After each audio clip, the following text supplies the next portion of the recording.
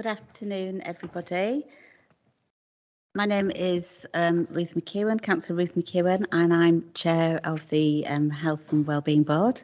It's my first time chairing today, so hopefully everything will go smoothly. So thank you, everybody, for attending.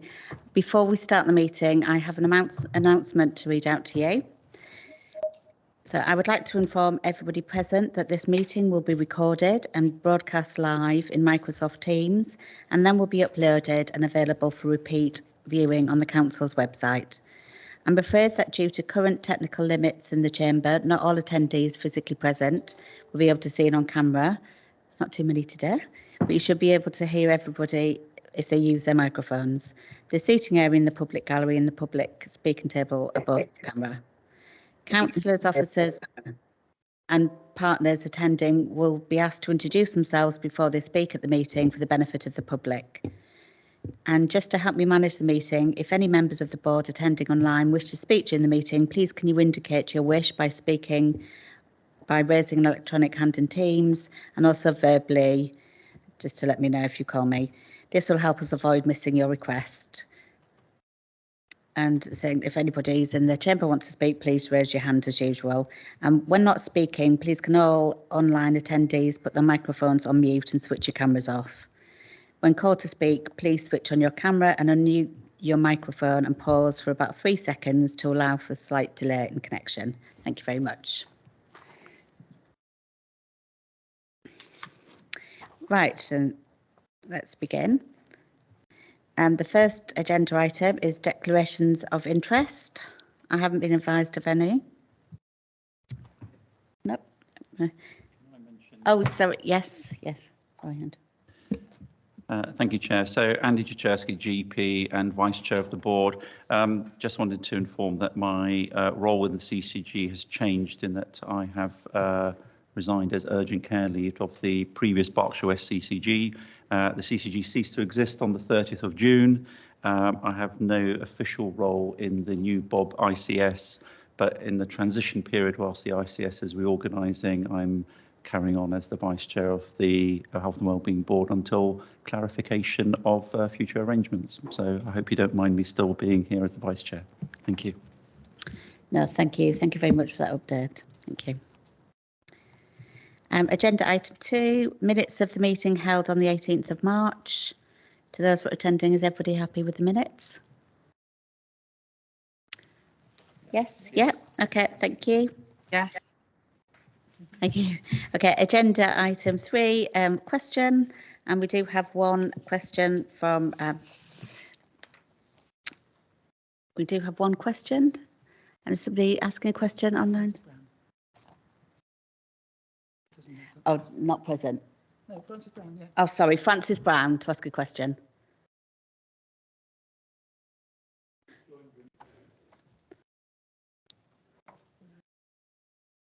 Is Francis online?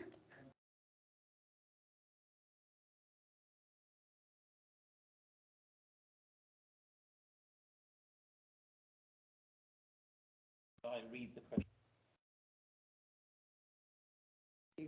Yeah. So, Chair, I'll offer to read the question as Francis Brown doesn't seem to be present. So, the question from Francis Brown is, Health Watch Reading. Health Watch is now under new management. What changes can residents and patient groups in Reading expect to see in the coming year?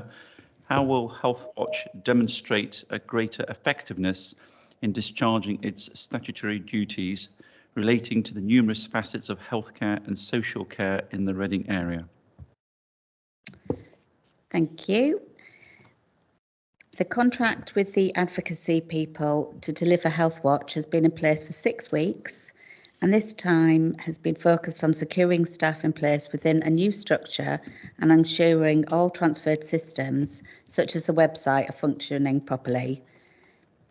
The team are undertaking induction and training in the advocacy people systems, policies and procedures, so they continue to handle day-to-day queries and attend meetings where appropriate. The advocacy people have welcomed on board some of the previous Health Watch Reading Advisory Board members, and discussions on recruiting new board members and chair plus other volunteers are underway. In terms of what people can expect over the coming year, a first draft work plan has been created using evidence collated over the last year from a range of sources as required by Healthwatch England, such as engagement work within the community, including volunteer activity, information from your local authority joint strategic needs assessment, Healthwatch-led public meetings such as annual conferences, surveys and questions, surface user experience, including that of staff and volunteers, publicly available national and local data, focus groups, information from the voluntary and community sectors, including faith groups, community groups, charities, resident groups, patient groups, etc. Also views and experiences of local people, providers of health and social care services, and commissioners of health and social care services. Healthwatch are working to finalise this shortly, and this will be presented at a future Health and Wellbeing Board. In terms of greater effectiveness as part of the advocacy people, the Healthwatch Reading team has access to the central support team of ICT, finance, business and HR. As part of a wider family of 5 Healthwatches, Reading will benefit from the economics of scale that this creates. For example, a centralised marketing function, sharing surveys and common topics, share expertise, good practice, operationally and strategically, and utilise standard policies and procedures. This is particularly important in the West Berkshire area, where the advocacy people are the host provider for West Berkshire and Wokingham Council, as well as Reading. This means that where appropriate and without compromising local input, a single team member will be able to represent the 3 areas, creating obvious efficiencies. The Advocacy People is a large organisation delivering advocacy and Healthwatch contracts across the south of England, including Reading and Berkshire, for many years, bringing a wealth of experience to the Reading team. A good working relationship is being formed to deliver Healthwatch going forward.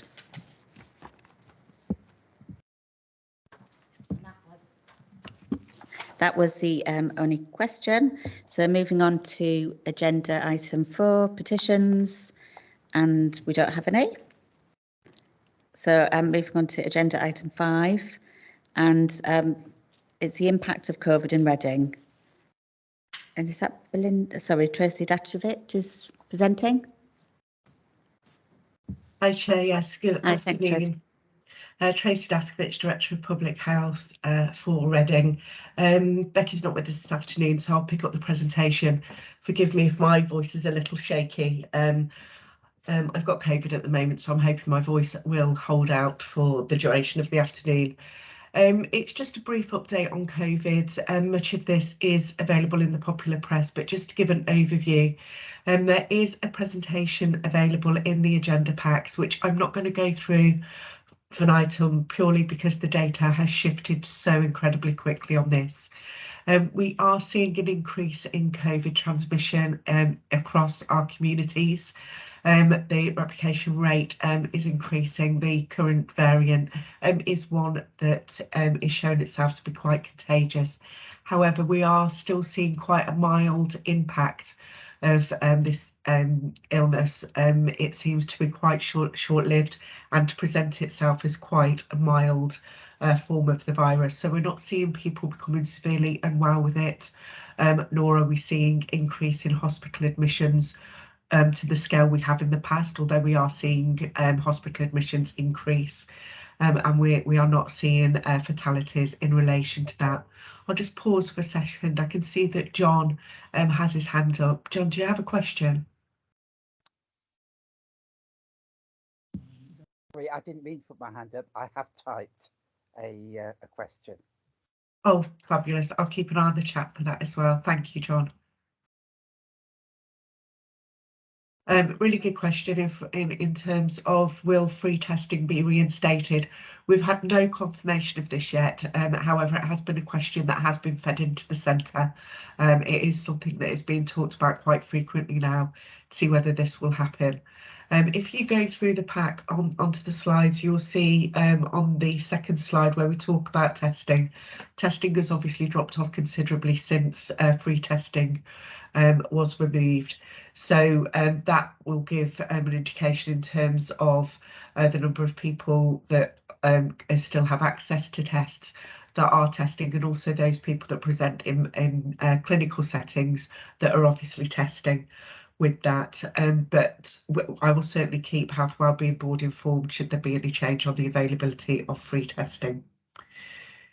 So what we've seen over the last month, to give you the best indication of how the prevalence of COVID has changed, about a month, 6 weeks ago, we were seeing about 1 in 50 of our population having COVID. The current data shows that at about 1 in 32, 1 in 30. So you'll see that that has increased significantly in those months, but in those few weeks. But like I say, it is presented itself as quite a mild illness. For those going into hospital, we have seen a slight climb during June, nothing like the peak that we were seeing earlier on in the year in April, but we have seen that increase during June. Mortality rates, the data up until the 4 weeks up to the 17th of June, we were showing no deaths in the Reading area, which is really good news. But again, the data is changing all the time. So the same advice is available. Obviously, if you have symptoms, we are requesting that you stay home. And obviously, for people that are clinically vulnerable, continue to protect yourself in the way that you feel best. Obviously, there is still hybrid arrangements for meetings taking place to make sure that people stay safe and can be protected from COVID the best we can. But it is a changing picture. But the key message is, whilst highly transmissible, the impacts of the actual illness remain quite mild. That's all on that, Chair, but happy to take any questions. Thank you, Tracy. That's really informative. Obviously, very worrying that that rates are increasing so quickly. But obviously, people are keeping an eye on the hospital admissions and the, obviously how people are doing in hospital. I'm quite curious to know about the obviously the end of testing.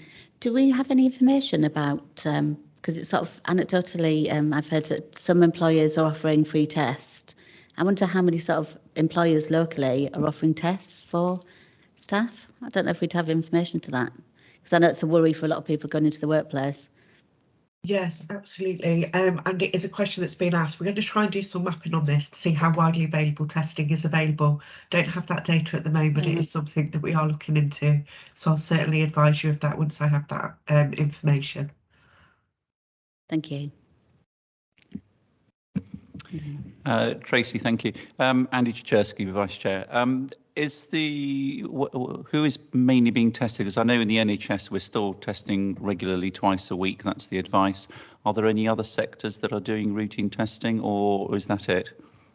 I think in terms of across the board, I think it is the NHS. Certainly my daughter's a teacher and her school continues to do regular testing, but that's the nature of some of the vulnerabilities of the children within that setting. So I think it does vary hugely, but I think some settings are, as Councillor McEwen has just pointed out, some organisations are still making tests available to employers to try and keep their service users, be it patients or pupils, students, safe. So, but it is variation. And of course, there's nothing mandated at the moment, so we do have that variance. So I think getting some kind of mapping and local picture on this will be really helpful. Thank you. Dennis is on to ask a question. Oh, Councillor Dennis has a question. Hello there. Hello, hi. Yeah, just a question I'd like. I read the report. It's a really good report, by the way. Thank you for producing that. And it was really good to see some of the stats in there as well, particularly around Reading.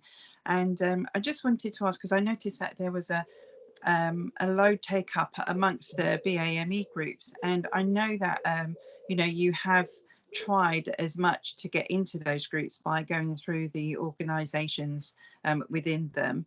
And just wanted to know what other means or other ways can you extend the survey maybe to try and get more uptake for the BAME groups, because I noticed that there was a lot of feedback, and it was really good feedback that you actually extracted, and for the first time tried to make us understand why they're not taking up their COVID injections. And how are you going to act on that?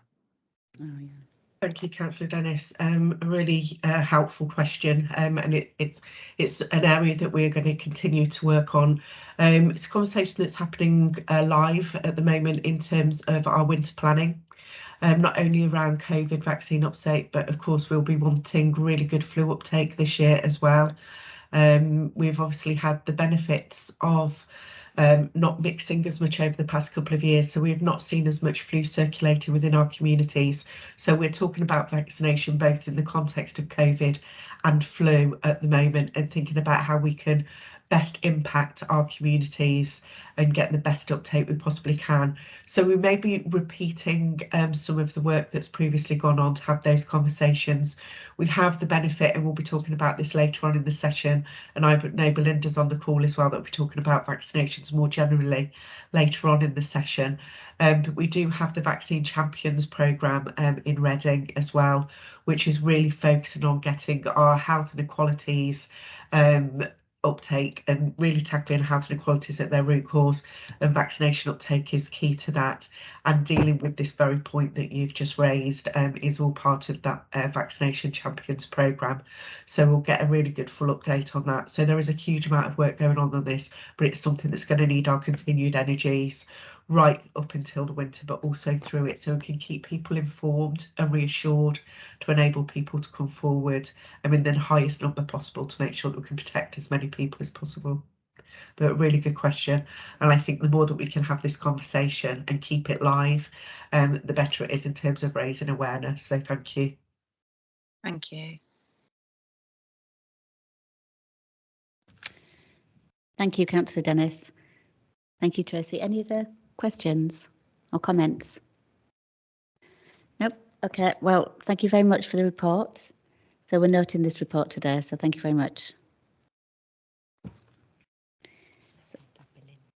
Yeah, so it's over to Belinda now for the next report, which is the vaccination update. Thank you, Chair. So my name is Belinda Seston. I'm the Interim Director of Place Partnerships. Nikki, would you like me to upload the presentation so I can take the board through it, or is it something that you will do? I'm quite happy to do it. You can do if you want to, or I can do it, whichever you prefer. Shall I do it and then I can? Yeah, go for it. Yeah.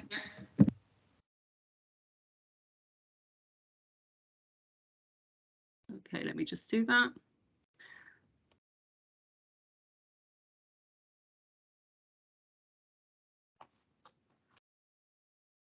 Let's put it onto slideshow. Okay, can everybody see that? Yes. Yep, great. Okay, right. So yes, but it's only small. So if you go to slideshow, then it'd be bigger. Better. Is that brilliant? Better? That's it. Yep. Excellent. Okay, so thank you so much for inviting me to today's Health and Wellbeing Board to give an update on the vaccine programme happening in Reading. Okay. So we'll be familiar that the Joint Committee on Vaccination and Immunisation advised that an extra spring dose as a precautionary measure for target groups, so over 75s, older people in care homes, as well as those aged over 12s with a weakened immune system. So that was a programme that was running, that's why it's called the Spring Booster, between March and to the end of June. But after that programme has ended, the Spring Booster is still available to these this target group. So how well have we been doing? So in terms of people 75 years and older, we can see that the current uptake in Reading is 74%. With our across the Bob footprint, it's 81%, so it is lower than that, and we're also slightly lower than the England average as well. I just want to draw your attention to the uptake within care homes. So within Reading, it's 72%, and within the Bob system, it's 76%. Well, I will give the reassurance is that 100% of care homes have been visited, and there's been quite we have investigated as to the different reasons why the uptake hasn't been 100% as we all would hope for, and there's some reasons behind that. Some people might be unwell, they might have been in hospital, or another reason was around getting consent as well. So just to give that reassurance, but obviously these are patients that we still continue to work with and offer the vaccine to as and when they're ready or when the consent is given. So in terms of those who are immune suppressed, there is an issue around recording, and what we know at the moment is that 42% of people have taken up the booster, which would actually have been their 5th injection for those who are immune suppressed. So the primary care were actually asked to identify and invite those eligible individuals for spring boosters by the end of June. So we need to get an update on that. But what I'll do is I'll give you some detail around the performance. So just to highlight here, so these are Reading's comparative group of local authorities. So we can see that Reading here is at 75% for the 75s and over, and that's a ranking of 9 out of the 14. With those that are 5 to 11, so the uptake in Reading was 14%. With Bob, it was 16%, and it's also higher than the England average at 10%. And I think what's also very interesting to note is that Reading is a joint #1 with Swindon in terms of the uptake across the comparative local authorities. So Tracy has already spoken about the autumn plan. And the autumn plan is currently under development. It needs to be in by the end of July. There are some likely expectations around, you know, who will be offered the vaccine. We're still waiting for the detail of that to come through. But obviously, you know, we're keen to make sure that our infrastructure is in place so that we can support the delivery of that rollout. And we'll obviously be coming back to the Health and Wellbeing Board when we have more details around the autumn plan. So I'm just going to close off the presentation now. Hopefully that's disappeared. I'm very happy to take questions. Thank you very much for that update there, Belinda. That's really useful. Just a really quick question for me. Obviously, we've got the information about the statistics in Reading. So what are we doing, or what are you doing to bring the Reading uptake up of vaccinations in the 75+ age group?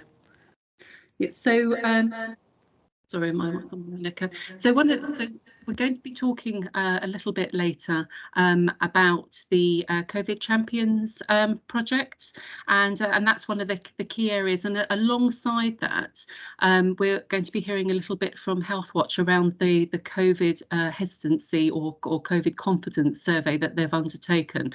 And I think it's really important that we understand why perhaps people aren't taking up the vaccine as we would expect. So I think so it's working with communities through the COVID Champions that we're hoping to target and target these individuals who haven't taken up this this level of protection. So I hope that gives some response, and we'll obviously be hearing a little bit more. But this is, you know, as Tracy was saying, this is very active.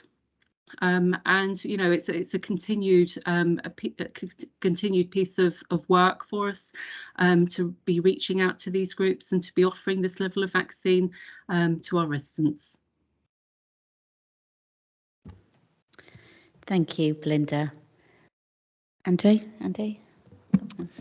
Thank you, Chair. Belinda, thank you for the presentation. Do you have any sort of update on primary care networks and community pharmacies in their participation? Obviously, most practices do their flu campaign every year, and the request is to co-administer. We know pharmacies generally have done the flu, but not all of them have done COVID.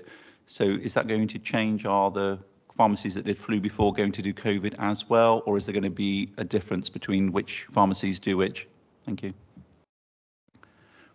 Thank you. Very good question, and it's something that is currently being worked up at the moment with community pharmacies in terms of what are, you know, what is our capacity within Berkshire West as a footprint, what is our capacity within Reading and the two other local authorities, and where do we so where is that going to happen going forward? So we haven't got a clear answer yet because that's all being worked through at the moment. So, but as we finalise the details around the autumn plan, it will become much clearer, and we'll obviously be able to bring an update back on that. So it's still work in progress, that one, Andy. Okay, thank you. Okay. I can't see any other questions. Okay, thank you very much for that update, and I think we just note that report. Yeah. Thank you. Oh, okay. So moving on to Oh no, sorry, it's Tracy and Sarah. yeah, agenda. No, it's this one here.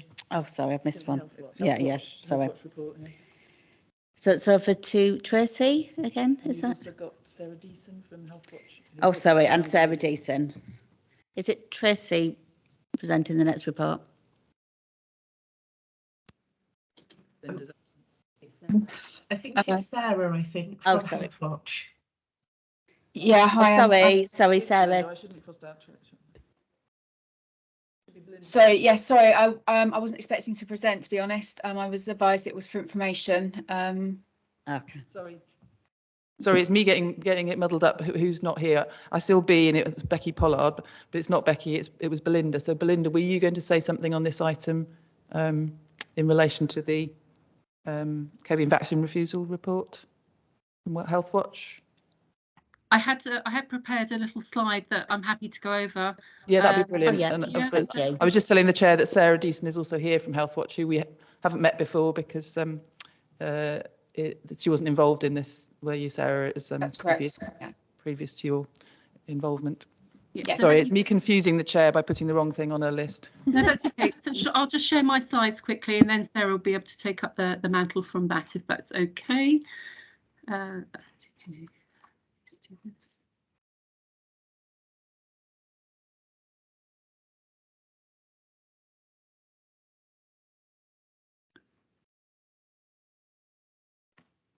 Okay, so just some key updates from the COVID vaccination refusal survey, which was commissioned by the Bob Inequalities Group to better understand why Reading had a lower uptake of COVID vaccines than in surrounding areas. So a very short online survey was completed. Good participation. 163 people gave their feedback, and the kind of the method of the survey was that there were facilitated online discussions and the ability to add comments. And of those who participated, 79% of residents had not come forward for a COVID vaccine. So really important group of people telling us their story as to why they hadn't come forward. So some key highlights. So 70% they said they hadn't come forward for a booster. 76% said that they had concerns about the side effects. 34% said they hadn't come forward because they now perceived it as being a mild disease. 28%, almost 30%, thought they were covered by previously being infected. There was 71% that said their mind was made up, so they'd come to that conclusion about not being vaccinated, with only 15% saying that more information about vaccine safety could change their minds. So, you know, so much of the response was actually about communication and having the right communication for people to make decisions. So the survey outcomes have been shared with the Vaccine Champion Steering Group. and really informed really the starting of their work. And I think what's quite interesting is that we know that that the approach that's been taken is beginning to have an impact, and those people are now coming forward who haven't been vaccinated, maybe in smaller numbers, but we are seeing inroads into that. So this was a good approach to take. But I probably won't say any more about that, because I know it's going to be subject to a presentation very shortly. Thank you for that update there, Belinda. Just a quick question for me. Are there any plans for this presentation to be repeated, this research to be repeated, to see if all the vaccine work has made a difference, maybe later on in the year after an autumn campaign?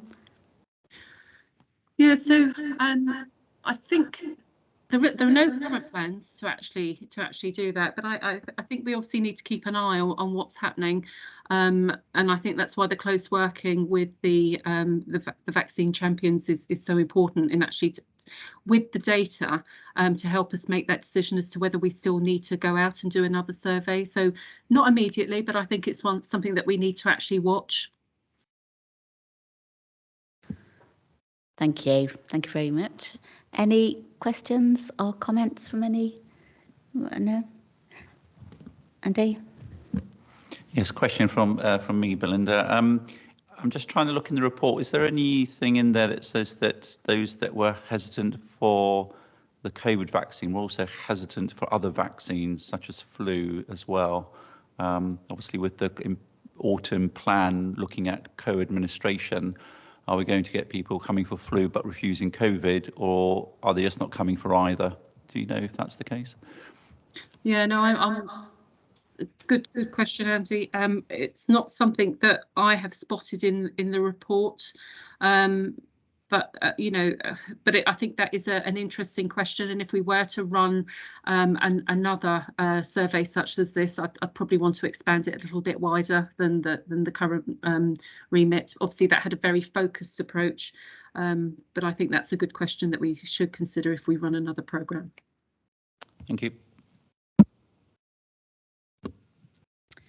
Thank you very much, then, Belinda. So we're moving on now to agenda item 6, which is the Reading Community Vaccine Champions Programme Structure and Progress Update, which I understand has been presented by Amanda. Yes, thank you, Chair. So with regards to any questions following this, hopefully I'll be able to answer some of these, and if not, I can take them away, as this was initially meant to be presented by Becky. So as a form of an update and just as a reminder, Reading was given funding by the Department for Levelling Up Housing and Communities to use between January 2022 and July, with the possible extension. And the purpose of this funding was to promote vaccine uptake amongst seldomly heard communities, in particular those with low uptake of the COVID vaccine. With regards to, thank you, Nikki. With regards to the key deliverables of the programme, it's very much focused around communication with the at-risk groups, addressing local barriers to access, partnership working, provision of advice in relation to the COVID-19 vaccine, improving reach of public health messaging, in particular on vaccine safety, with a specific emphasis on doing this through local trusted voices. And then most importantly, the recruitment of community vaccine champions. Thank you, Nikki. If we can move on to the next slide. So although the focus is COVID vaccine uptake, we've taken this as an opportunity to look at the wider health and inequalities issues as well. It's also an important opportunity to develop the capacity in the voluntary and community sector, as well as building trust through champions and increasing community resilience. Most importantly, it's an opportunity for us to learn what works for the future as well. Thank you, Nikki. A multi-agency steering group was set up in order to drive the public health improvement and collective recovery from COVID-19.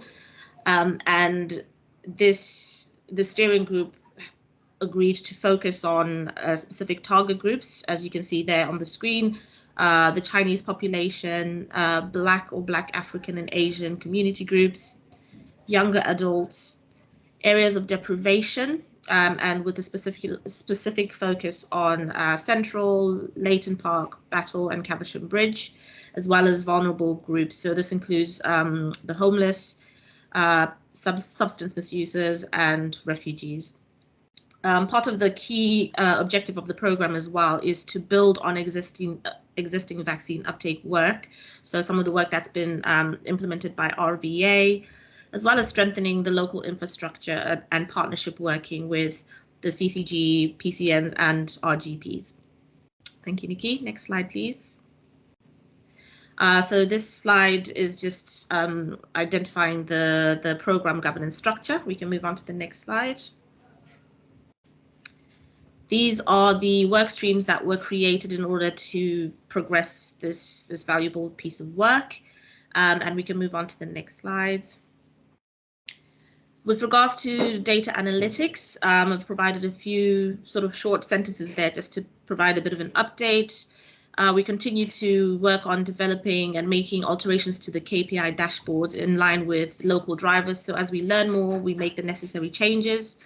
There's ongoing collaborative work to look at detailed analysis on the targeted areas. And again, we adjust our approach as we learn more, as well as just supporting the project leads and partners to use the data that we have to shape the planning and delivering of engagement and pop-up activities. Thank you, Nikki. Next slide. With regards to behavioral insights and comms, meetings have been scheduled to create a range of engaging, trusted health videos in various languages in order that they can reach the seldomly heard communities that we've highlighted. And work is continuing to progress under this work stream. We move on to the next slide. Thank you. With regard to the Community Champions Network, this has gone very well. The initial target was to recruit about 20 champions, but in total so far we've recruited 31 champions, which is really brilliant. And a total of 20 have been trained. So they've received online training as part of being a champion. They're being offered MEC training alongside other key trainings such as safeguarding. And again, this particular work stream is progressing really well. Continue to collaborate with the relevant people and trying to not only build capacity, but also to help development of the champions as well. Thank you, Nikki. We move on to the next slide. With regards to the work stream that's focused on the Community Grant Fund, 6 of the 7 successful applicants in round 1 are now working with RVA to host the pop-up and information vaccine events, and these have been going really well as well. So far, we're seeing really good progress. If we move on to the next slide. So I've provided a bit of an update already that we're doing really well with regards to the pop-ups. And as you can see on screen, it's just highlighting the specific numbers of what's been taking place over the last few months. So really good progress, as you can see, and a range of different areas approached and accessed. Thank you, Nikki. If we move on to the next slide. So with regards to reflections, there are a range of different highlights. Some of them have been mentioned by the previous speakers. One of the key ones is around the effective use of data analysis. So this has been extremely important in driving and enabling our program outcomes. We feed in the data to weekly meetings, to local partners, and through various engagement meetings. It's extremely valuable because this ensures that there's a structured approach in how we are tackling this issue, and that all our partners are informed of the latest information and data that we have to hand. With regards to engagement, this has been fantastic. We've had really great engagement and good partnership working across the borough, and which we're very happy with, because we're sort of ticking that box of building really good relationships, strengthening the relationships, and fostering and building that trust as well. We've been using process mapping and KPIs in how we're working with our key partners. to deliver the outputs and the outcomes that we aim to achieve.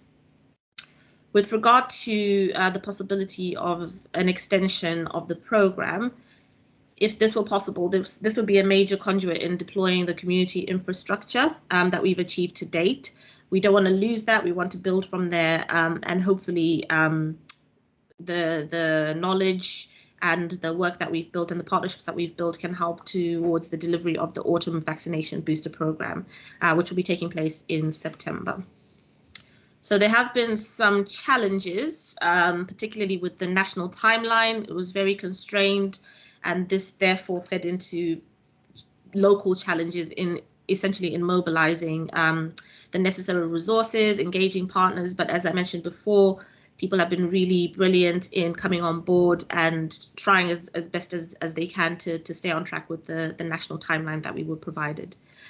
But one of the main challenges, which I'm sure we're all aware of, is the current climate.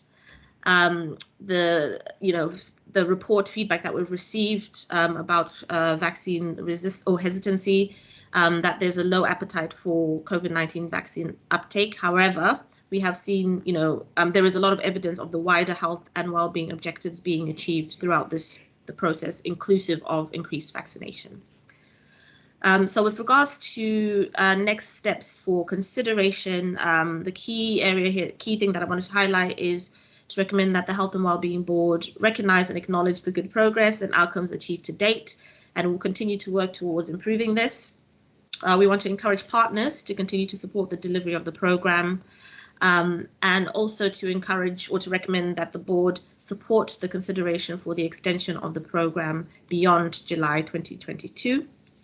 We will commit to providing an update on the progress at the next Health and Wellbeing Board meeting in October. And last but not least, we recommend that the infrastructure, capacity and capabilities established to date be deployed for the planning and delivery of other vaccination programs and activities. So as mentioned before, for instance, the flu vaccination. So thank you. Happy to take any questions. Thank you, Amanda. Again, a really impressive report there, and really welcome the report and the work that's obviously going on to support all of our residents. Just a quick question. I was going to ask about as further sort of updates, but obviously you've covered that. So talking about coming back in October 22, which I think would be very positive. Just a quick question. Has the pop-up, the success continued in June? To my knowledge, we've been successfully delivering a wide range of pop-up vaccinations and broader health and wellbeing community events over the last few months. So we haven't seen any sort of significant decline, but that's limited to my current knowledge of what's been happening to date. So we've been seeing really good engagement. Okay. A question from Andy? Yes, thank you for the presentation. Just quick question, as you mentioned, it takes time to mobilise and then implement the programme, takes time to recruit and such like. So the timescale from January to June was very challenging. Yes. Is the funding that you've had, is that total funding still available, or is the funding limited to that timeline? Can you, if the funding is still available, can you carry on beyond the July time, having put all the effort in? So what we've been told to date is we have to essentially use the funding by July 2022. We're still awaiting whether or not we will be given permission to use any sort of, unused monies on an ongoing basis. But at the moment, the deadline is to have sort of delivered this work, use the funding by July 2022. So we're still waiting an update on that, I'm afraid. And secondary to that, as I mentioned earlier on, the challenge of getting COVID and flu, and you mentioned at the end, one of the nice next steps would be to use this tool to promote flu vaccination and COVID at the same time, which would fit in with the autumn programme. So is there any possibility of sort of making the case that because of the tight timescale, actually we've got another opportunity to really get this work embedded with the autumn campaign imminently on our doorstep. Thank you. Yes, definitely, and that we will definitely take every opportunity to ensure that we can continue this work, whether it's specific to COVID or flu vaccinations or any other health and well-being areas of focus. Definitely. Thank you. Thank you, Andy. Now, we've got a question from a member of the public. Now, we don't normally have questions online, but I think it's John. We've got somebody called John who wanted to ask a question. If not, I can read it out, if that helps. There's a question in the chat. Yeah, if you look at the chat 1440, I've asked on a day-to-day basis, what do the champions actually do to shout out the message? So I think I heard your question. You sound a little bit far away. So the champions are trained to, they receive MEC training, which is around making every contact count, having those conversations on a daily basis with people that they come into contact with. So using every contact as an opportunity to raise awareness about vaccine safety, to reassure people about some of the myths or the fears that they have around this. They're also provided with information that they can circulate wider within their communities. So it's essentially about using every opportunity. But I believe if we have a colleague from RVA as well, they can talk a little bit in more depth about the day-to-day workings of the champions. Thank you. Do you want to ask Eilish to say which champions people are with? Yeah, Eilish McCarthy, I know you're online, but I know you answered the question. Would you be able to respond, or I can read out your response that you popped into the chat if that helps? Yes, hello, I'm Eilish McCarthy from Bob ICB. I'm Reading Locality Manager. Yeah, I just answered the question about how many pop-ups have been delivered. So to date, 27 pop-ups have been delivered, and the current target is 30, but we may well be able to extend that. Thank you. Right, do we have any other questions, either online? It's not in person. Nope. Okay, thank you, Amanda. Thank you very much for such an interesting, in-depth report there. So thank you very much. Thank you, Chair. Take care. Right then, so now we're moving on to agenda item 7, which is the Berkshire Suicide Prevention Strategy. And again, it's Tracy Dakovic. Thank you very much, Chair. Bringing this back to Health and Wellbeing Board, just by way of background, the Health and Wellbeing Board last autumn signed off the suicide prevention strategy. I'm bringing it back here for agreement from the board to undertake a review of that strategy in light of policy changes and new ways of gathering data around suicide and suicide prevention to update the strategy. We've re-established the Suicide Prevention Partnership to do some really targeted work on this so that we can turn around a new strategy in the quickest time. Our proposal is that we review the existing strategy in light of the policy changes and the new data that we can now use, and to look at to use the Suicide Prevention Partnership to make sure that we've got a really strong approach to suicide prevention across the board.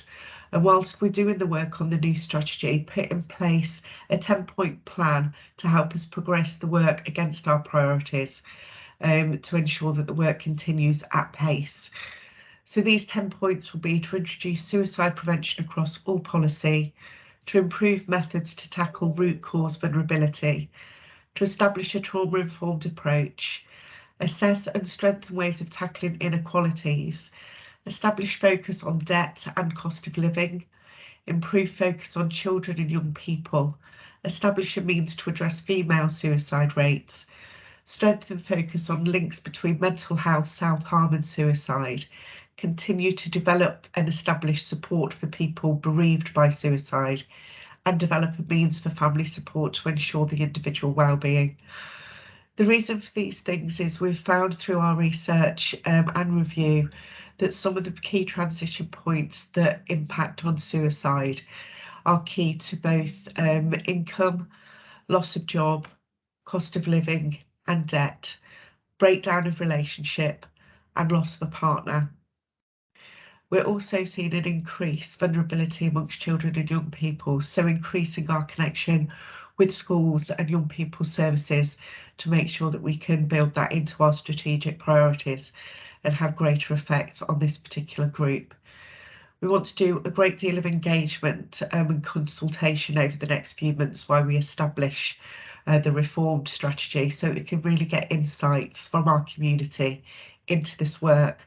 And by means of that, we'd like to launch the consultation approach with a Suicide Prevention Summit to be held in the autumn. And this will be to state the ambition and to gain wider partner engagement and participation around the development of the strategy, with a draft document coming back to Wellbeing Board in January and the final strategy coming back to the Health Wellbeing Board around spring of next year. So this is to note and for decision and approval from the Health and Wellbeing Board to refresh the suicide strategy and for the Suicide Prevention Partnership to arrange a summit in the autumn to take the consultation process for the new strategy forward. Thank you, Chair. Thank you, Tracy, and I welcome this report, and we welcome the proposals to refresh the strategy. Just a quick question, where can we find out the delivery against the existing action plan and strategy? So happy to bring an update for you. The current strategy is still online, so it is there. And what we found, it was actually established in the action plan that instigated my review of that original strategy, because some of the things weren't covered that were in national policy purely because the change is so recent. So an update on the current deliverables and what is being delivered can come to Health and Wellbeing Board, but also against the 10-point plan that we're going to put in place in the interim. And my intention would be that an update on that action plan would come to Health and Wellbeing Board each time in the interim to the new strategy being developed, so you can see that that 10-point plan is delivering and safeguarding the actions whilst the strategy is being developed. Thank you, Tracy, that's really helpful. We've got another question, and it's from John. I can just read it out if it's easier, and it's Yes, to you, Tracy. Who are the prime players in delivering the strategy? It's very, very multi-agency, John, an excellent question. So we are working right across our partnership network on this. So healthcare strategic partners and delivery partners, but also with Network Rail, with police colleagues, with road traffic police, with our mental health hospitals, both in and outpatients. We're working with schools, colleges and alternative education providers. So a whole range of partners has come together in the new Suicide Prevention Partnership. So it's far-reaching to make sure that we cover off all vulnerabilities across this and build greater resilience in our community. Thanks. Thank you. Thank you, Tracy. We have another. Yes, yeah.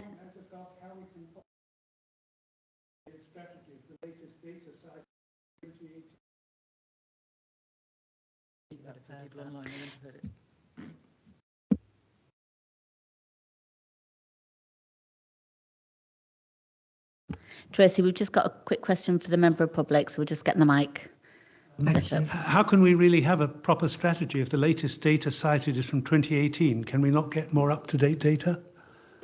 Absolutely, and that's a key piece of work that we're doing. Excellent question, and thank you for raising it. There has been a delay in data being updated, and this is one of the things that I want to introduce locally. I want to put in place a real-time surveillance data system, And this is working closely with the coroner and other partners so that we can have a real-time picture on this.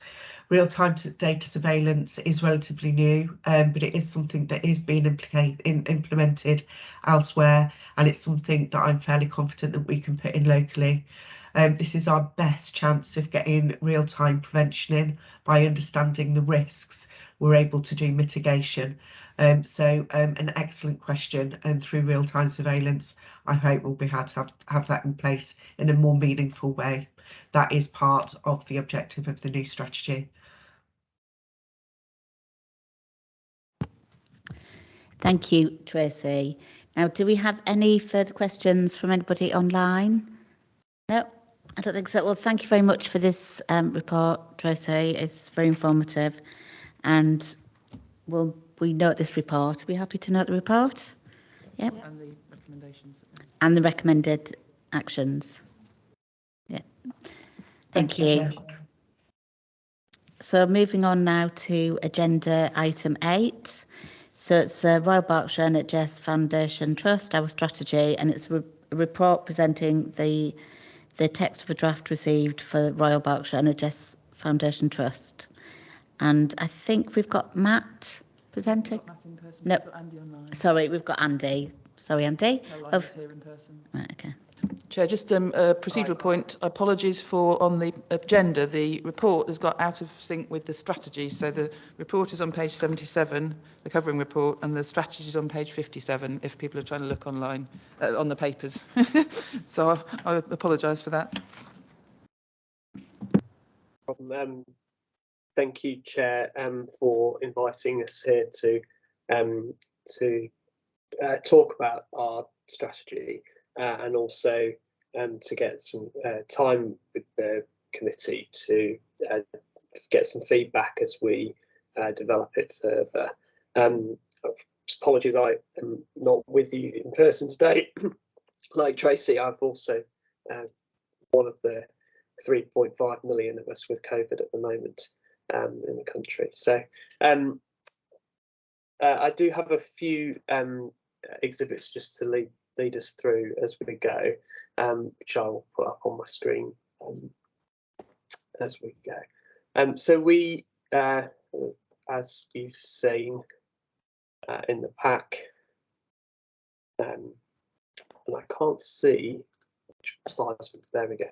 So the board of the Royal Berks has been working with its teams to refresh our strategy that we launched in originally in 2018, and our objectives for doing that were these 6 reasons. So we wanted to reflect what has changed locally, regionally, and nationally, and some of the key highlights for that were for us was obviously the being welcomed into the new hospital programme, and that's a big step for us in looking forwards to the future of the hospital.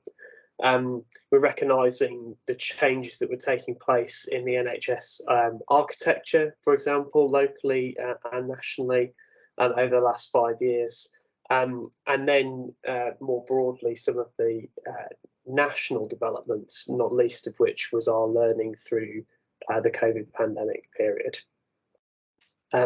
We also wanted to make sure we were being fresh and capturing the insight, language and sentiment of our staff and stakeholders in the document, so that our strategy and our strategic direction continue to resonate with our community. We wanted to set a direction towards a new hospital in all that encompasses. So that's the services we provided, the way we work, the IT equipment that we have, the people that we have, as well as the physical infrastructure of buildings. And we wanted to increase the clarity and focus about what people might see us doing, what our aims and ambitions were over this next period as an organisation. And do that simply and importantly acknowledge what we'd achieved over the past 5 years as an organisation. So we have, in developing our strategy, we have stayed true to our vision and value statements that we set out in 2018, as we felt and received that they really resonated with people. Andy, would it be possible for you to put on slideshow, because it's quite small on the screen? You've got it on the other setting. So if you just could do it on a slideshow, then it just makes it slightly bigger. There we go. Brilliant, thank you. So we've kept with the broad framework that we had around strategic objectives, but we've reflected them. We've updated them to recognise the importance of the inequalities agenda across both our care for patients strategic priority and what we do with our staff. We've made a conscious choice to broaden our work where we talk about integration into in the third strategic priority into a much broader definition of working in partnership with people, particularly around the wellbeing and prevention agenda, reflecting the joint health and wellbeing strategy of Berkshire West local authorities.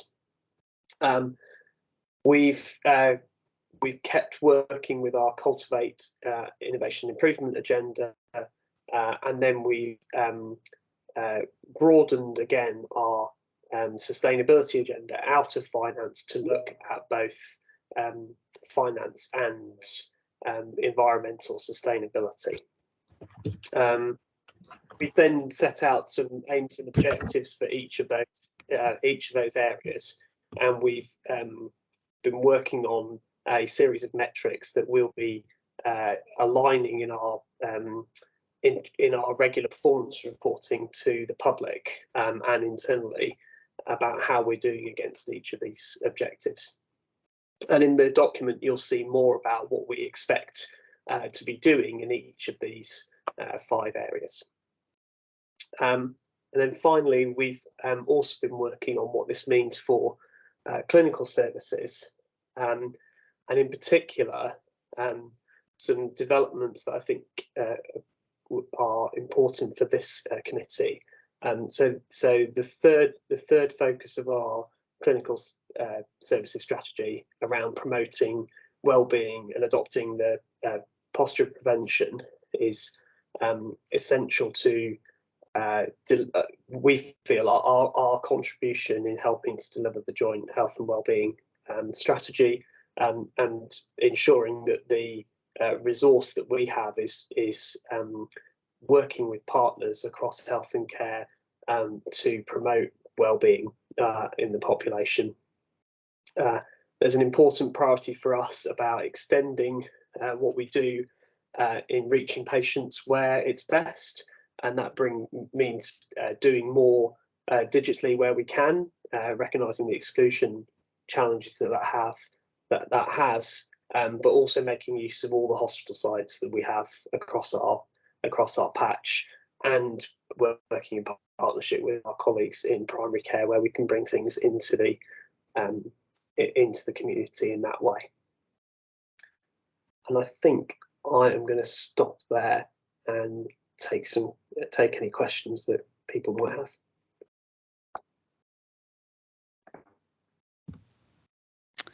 Thank you very much for the report. Sorry to hear that you've got COVID, by the way. Just a couple of things. I welcome the report and obviously note the success of the NHS Trust. Just a couple of things. So how will we, as an organisation, meaningfully engage and influence the strategy on an ongoing basis? And also, when will we receive updates against the strategy? And just one more, if you don't mind. How will you ensure the strategy will continue to meet the local needs of our, Reading population, and both current and emerging? Okay, great. So it's as I mentioned, it's absolutely our intent to make sure that our regular reporting in our public domain talks really clearly about how we're doing on our strategy, be that, you know, specifically through some metrics that we're going to say these encompass our progress on the strategy, and this is how we're doing this month. So that will be available in our public space. I think we've made a very conscious effort, and I'm delighted that Caroline's representing us today to make sure that we're represented at health and wellbeing boards, and, you know, to be in this space to be able to provide you with an update about how we're doing and how we do that. And I think that's important for how we stay connected with the needs of the population through that forum, as well as through other work that we do at Place in Berkshire West. Saying that, I think there is an agenda for us that my team that lead our work on communication engagement are working on, or need to work on over this next 18 months, is understanding more about what our patients and our population and our residents are saying about us and saying about how we can improve. And I think that we have some good analog ways of doing that at the moment, but I think there's a lot more that we can get into by understanding what people want, by taking advantage of different ways of interacting them in a way that we haven't done yet. And that's something that's on my agenda, to see how we can develop in that space to understand more about how we can get better. Thank you. Thanks for that. Now, we do have another question, and it's online. It's John. Would you like to ask your question? Yes, thank you. The ICB includes both local authorities and, of course, foundation trusts and primary care and some other providers. You've just said that you see this Health and Wellbeing Board as an opportunity to talk to the local authority or the Health and Wellbeing Board to get some, if you like, shape into how the ICB is thinking. Do you see this Health and Wellbeing Board as probably at the moment the place in which the public can actually attend and help to contribute towards that shape? So John, I think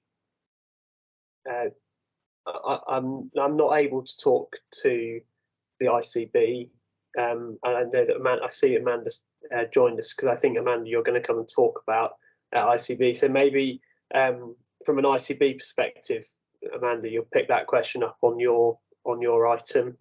I do see an opportunity, John, to use the Health and Wellbeing Forum to talk about the hospital engagement, but also, you know, we have our governors and our members who provide us with that link to the public, and I'm sure Caroline could expand more on how we do that with them and connect that in with the public as well.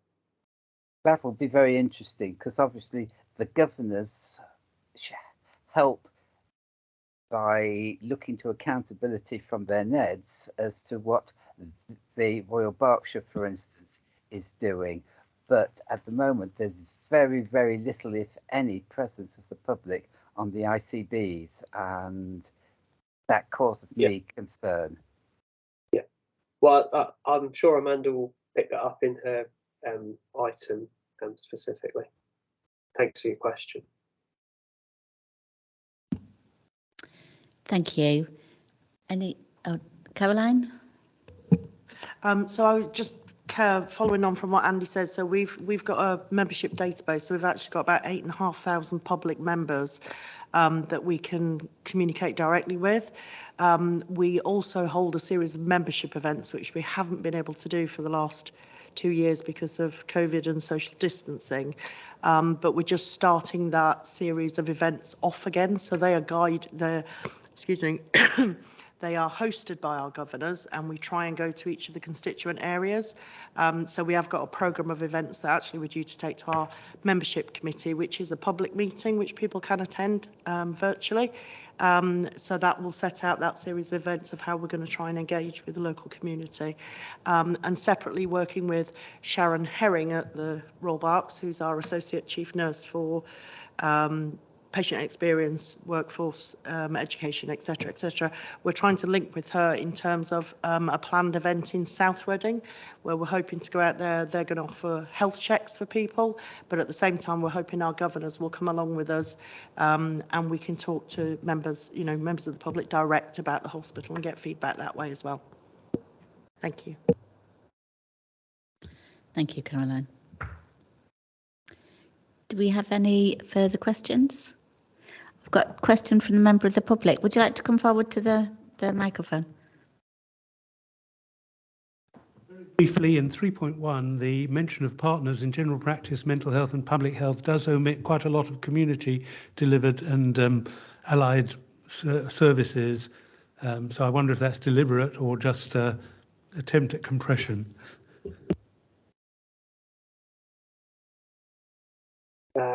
That's definitely an attempt at compression, and thank you for the feedback, because that wasn't the intent.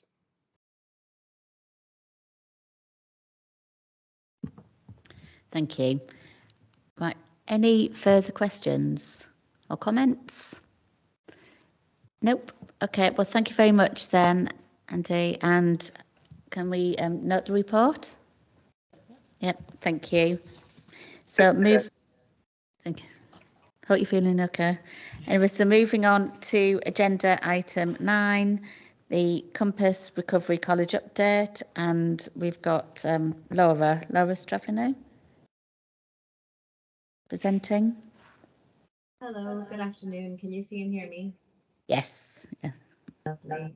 I will attempt to share my screen. Thank you for having me here today. This is just an update, and I will try to keep it brief. So I am here from Compass Recovery College, which is commissioned and sits within Public Health and Wellbeing in Reading Borough Council. So I will do a whistle-stop tour of everything that's in the report, but there is a lot more detail in the report. So what we do, we offer a range of workshops which promote good mental health and improve personal well-being. These workshops are all free, and what is unique about us is that everything that we do is designed, developed, and delivered with people with lived experience of mental health challenges, working in partnership with clinical staff and other professionals. So these are specifically for people over the age of 18 in the area of Reading who are affected directly or indirectly by mental ill health and well-being challenges, and this includes their carers, family members, and often mental health professionals coming along as well. The aim of these workshops is to give people the skills, coping, and self-management strategies that they need to manage their mental health challenges. So we work with a real range of participants, which is outlined a little bit in more detail in the report. Just to give you an idea of the numbers that we work with, because we are a tiny team, we're actually just 2 members of permanent staff and then supplemented by contracted staff, freelancers, and fantastic volunteers with lived experience. So you can see that actually since 17-18 in the last year, we've reached quite a lot more people. I think this highlights the level of demand since COVID, and also how we've been able to grow our operation. So we had 426 people register and attend in the last year. We have also started evaluating more robustly. So last summer, we worked with our participants to identify what it was that they wanted to gain from attending a recovery college. We worked in partnership with local and national groups such as IMROC and their frameworks to look at WEMWEB's, the Warwick and Edinburgh Mental Wellbeing Scale, for example, which is nationally used. And this allowed us to choose some statements that our participants could rate at the beginning and end of workshops. And this is the percentage of increase with how participants felt at the end of workshops. So you can see that the statement, I feel able to recognize the positive things I have done, increased by almost 30% from before versus after the workshop. So very positive outcomes that we've been seeing, which is great. There are also some unique things that we've done over this last year that I just thought I would run you through in a little bit more detail. So Reading has been running a mental health reablement program as a pilot, and Compass Recovery College supported in terms of offering training for this. So we developed 12 recovery-focused workshops that were designed to support health and social care staff with how they support people recently discharged from mental health hospitals. So we had 122 people participate in unique training opportunities. And this was primarily carers, but also extended to social care workers within Reading Borough Council, for example. And we, again, completed reflection forms, and they all showed an increase in understanding and confidence levels after the workshops when working with people discharged from mental health hospital. So you can see, for example, with our managing challenging behavior training, they said that they found it incredibly informative, both for those that they work with, but also themselves. And we delivered understanding psychosis and hearing voices training, which was by somebody with lived experience. And I think the carers found that incredibly beneficial to hear with somebody from their experiences. Another program that we have been very privileged to run this year with a bit of extra funding from the Clinically Extremely Vulnerable program. So that money came from government, filtered through RBC. We applied and were successful. And we've been able to run pre-training workshops for Reading's voluntary sector. We're very aware that the voluntary sector has been working with people out in communities and has seen an increased level of mental health need. So we were keen to support voluntary sector staff and volunteers in these needs that they're addressing. So we were able to work with 52 individual participants across 36 organizations. And again, I've just included a few quotes here, but you can see that it enabled people to feel like they could better support those that they're working with. Also, as part of this program, we've been working with grassroots community groups to co-produce programs specifically centered on people who are disproportionately affected by the COVID-19 pandemic. So that's really looking at social isolation and loneliness caused by the pandemic and the mental health effects of that.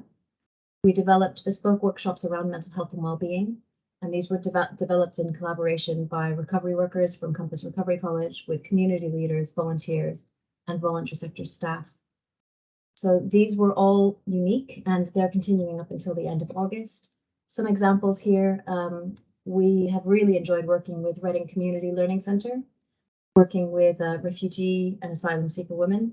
And some of the programs that we developed with their staff were understanding mental health challenges, 5 ways to well-being, and being kinder to ourselves. And we also developed training for their staff members as well as part of this.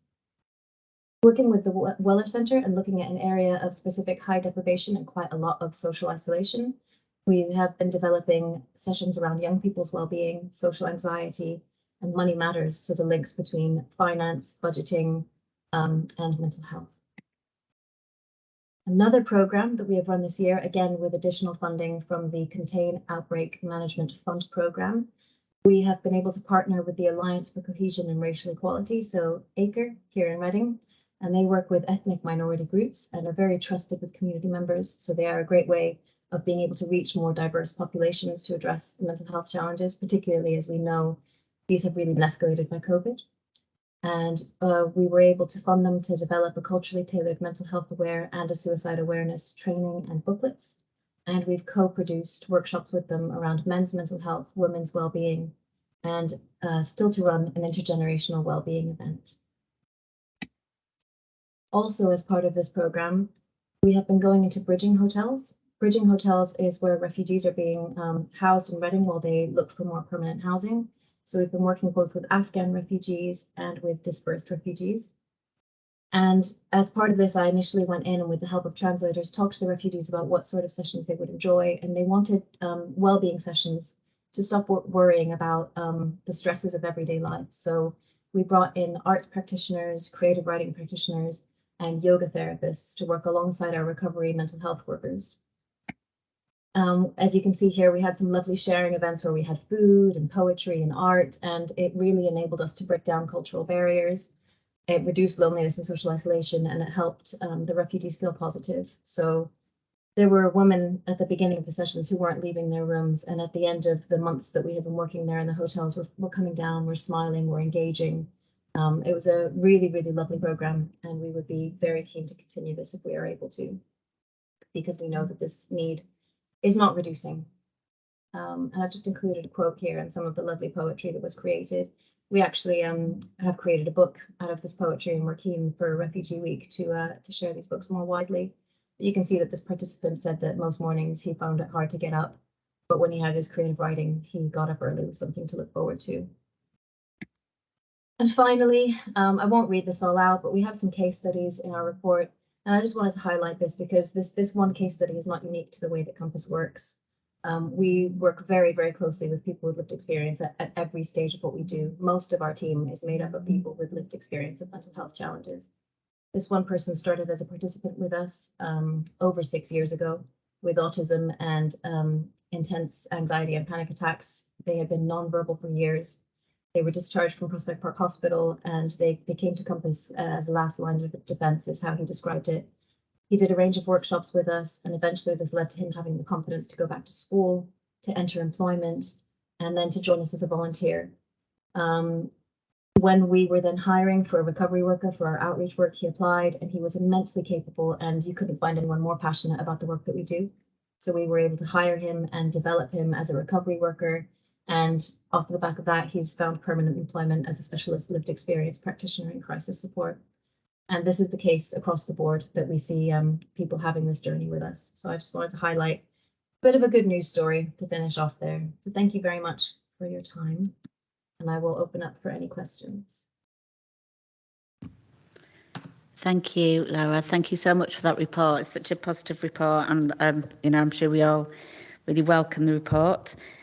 And just want to note the impressive growth in the service, and I mean, it's wonderful, all the achievements with such a small team of staff, obviously supported by some absolutely amazing volunteers. I'd just like to ask, what are the next key steps for the service as we go into the autumn, and also just to say that it'd be really useful and positive for you to come back in the new year to give us an update about this obviously amazing work that you're doing. So thank you ever so much. Thank you. I'd be really happy to come back. In terms of our next steps, our open program continues. So we run a regular program of activity that is open to all residents, and that is continuing. We are continuing to apply for funding. So we're working with Bob LMNS, which is the maternity units, to look at maternal mental health, but we're also applying for additional funding around refugees and asylum seekers. We've received some funding from Arts Council England for creative workshops with asylum seekers and refugees. So we are looking to extend as much of this work as possible and continuing our baseline work. Thank you very much. We've got a question from Councillor Mofo-Coles. If you'd like to answer, or would you like me to read it out? Are you happy to read it out? Thanks, Laura, for your report. A very good report indeed, which is welcome because there's been issues about mental health a lot with refugees, which hasn't been addressed for quite a long time. What I wanted to find out is about, you talked mainly about, probably I misread it, but you talked mainly about adults. What about the younger children that are there in hotels? And what work is being done to help those, because mostly if you see them, they mainly spend more time in hotels and just go to school, and they're struggling in cycling between those two spaces. And is this an ongoing thing that is going, or as you said, applying for funding to get us more money into this?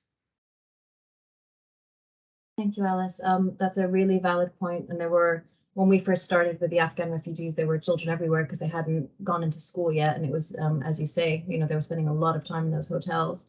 As an organization, we're funded to work with over 18s. So whilst we ran family-friendly workshops, it's not within our remit to work with young people. However, I'm aware that Brighter Futures for Children were there and were arranging activities. I can't speak in more detail to that, I'm afraid. I'm also aware that we were coordinating with a few other local organizations trying to get them in more, such as Sport and Mind, to run physical activity and get the young people out. But again, that's not my area of expertise. We hope that this will be ongoing, but as I said, we're in the process of applying for funding to make that happen. Thank you. Thank you. I think we've got another hand raised. Is that John? Yes, Yeah. thank you, Lara. An exemplary presentation.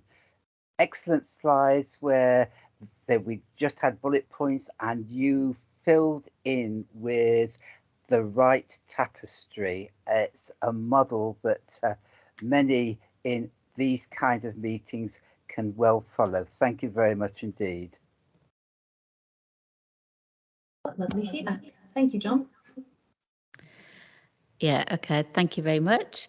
Do we have any other questions or comments? No, well, thank you very much. Everybody said it's a very positive report, and thank you for everything. Thank you. Are we all happy to note the report? Yeah. Thank you. Yes. Right, so moving on then to agenda item 10, which is the Berkshire Directors of Public Health Annual Report 2021 to 2022, helping tackle climate change one meal at a time. And that's Tracy again. Tracy Detteridge. Thank you so much, Chair. I think this will be the last you hear of me today, but it's my great pleasure to present this. The Annual Director of Public Health Report is a mandated document for adoption by Health Wellbeing Board, and it is the Director of Public Health report on the state of the health of the local population. And we can either do this by presenting an overview of general health, or we can do it by topic. And this year it is a collaborative document between myself and the Director of Public Health in Berkshire East, Stuart Lyons, to focus on climate change with relation to food production and the way we consume food. So there isn't a presentation with this, but the full annual report is in the pack as a PDF, but it is primarily an online document. Obviously, within the sustainability agenda, we would want to encourage people printing off the document, but to access it online.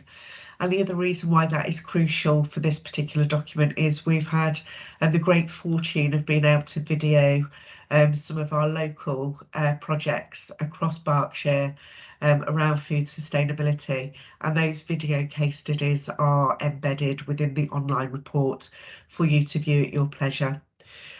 So the report is there within the pack on page 127. It gives a list of recommendations that we can do in terms of looking after our climate, in terms of the reduction of our consumption of farmed animals, for example, but also about how we can embrace the idea of growing our own, how we can plan our meals and our shopping to reduce food waste. Across the board, all helps with climate change. So the report is there. Like I say, it's a highly colourful report, and there's lots of words in there, but it's broken up by videos, and it's just a little bit of an insight in terms of, from a public health perspective, how we want to tackle climate change and food consumption into the future, both for our good health, but also the health of our planet overall. So I present it to you with my great pleasure. Happy to take any questions.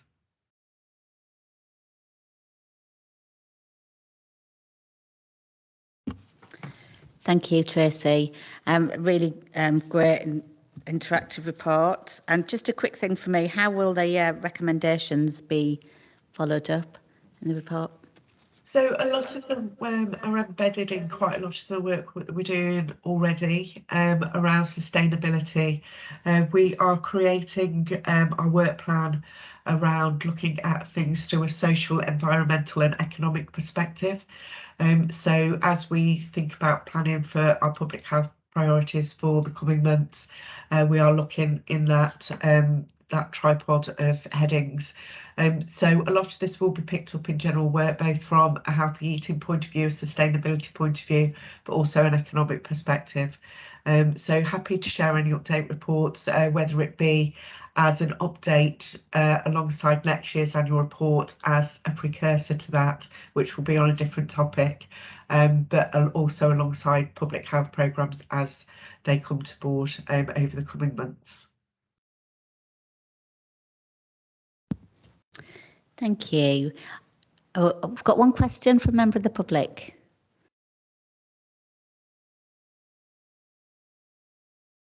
Thank you. Can I ask how the health providers and the people of Reading can get an understanding of the effectiveness of their health system and social mechanisms for supporting life without an annual report on general health, longevity, causes of death, and these matters? Thank you.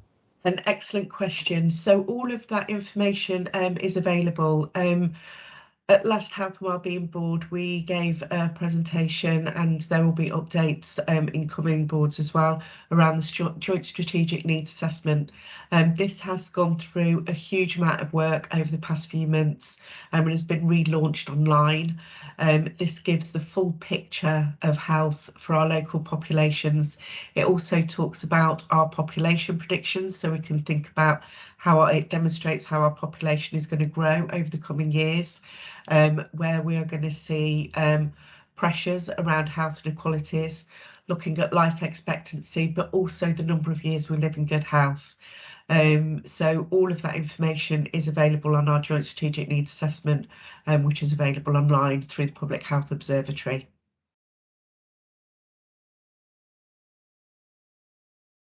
Thank you, Tracy. I have a question from Councillor Murphy-Coles. Thank you, Tracy. One of my concerns as a councillor here and as a long-term volunteer in local places is that we constantly get all these reports and all these statistics, and the measurement still continues, and the quality of health for people is not measured on how it's improving. For example, in weekly wards, the statistics, if you look at them, in probably 20 or 15 years ago, is still the same as what is happening now. And how are we going to improve that if we still continue to measure this success or failures without actually improving the lives of people on the ground? For example, a father phones me during the week and says, I've been trying to get my daughter, 10-year-old daughter, to see a GP, and the GP says you can't do face-to-face, and my daughter can't do anything on the internet. Or the quality of mental health and life expectancy in areas like Weekly Ward, which is still shortfalling 20 years later. There's still the statistics. There's still these reports, and there's no decentralizing of services to bring it to the community. Some of them who can't, what I say, the 15 minutes model where somebody can walk or cycle to places around where people in Weekly would call it down under. There's absolutely nothing else down under in Weekly Wood where they can say, I can easily access services in that sense. So most people just stay in their own houses and their health is affected. How do we move from this report writing to actions, actually, from policy making to action to improve quality life of people? 20 years it's been like this in this ward and nothing is moving. Thank you so much. I mean, it is just exactly the right question and a spot on observation. And if we draw on the report that was produced by Michael Marmot 12 years ago, and his review document that was published last year, that basically looked at fairer societies across the whole, and looked at how health inequalities are formed and how they play out in local society.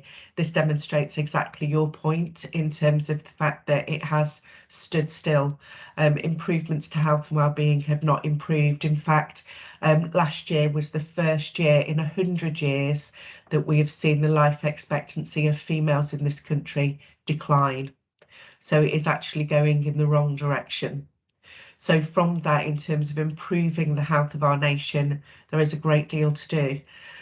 For me, we need to pull the conversation outside of healthcare.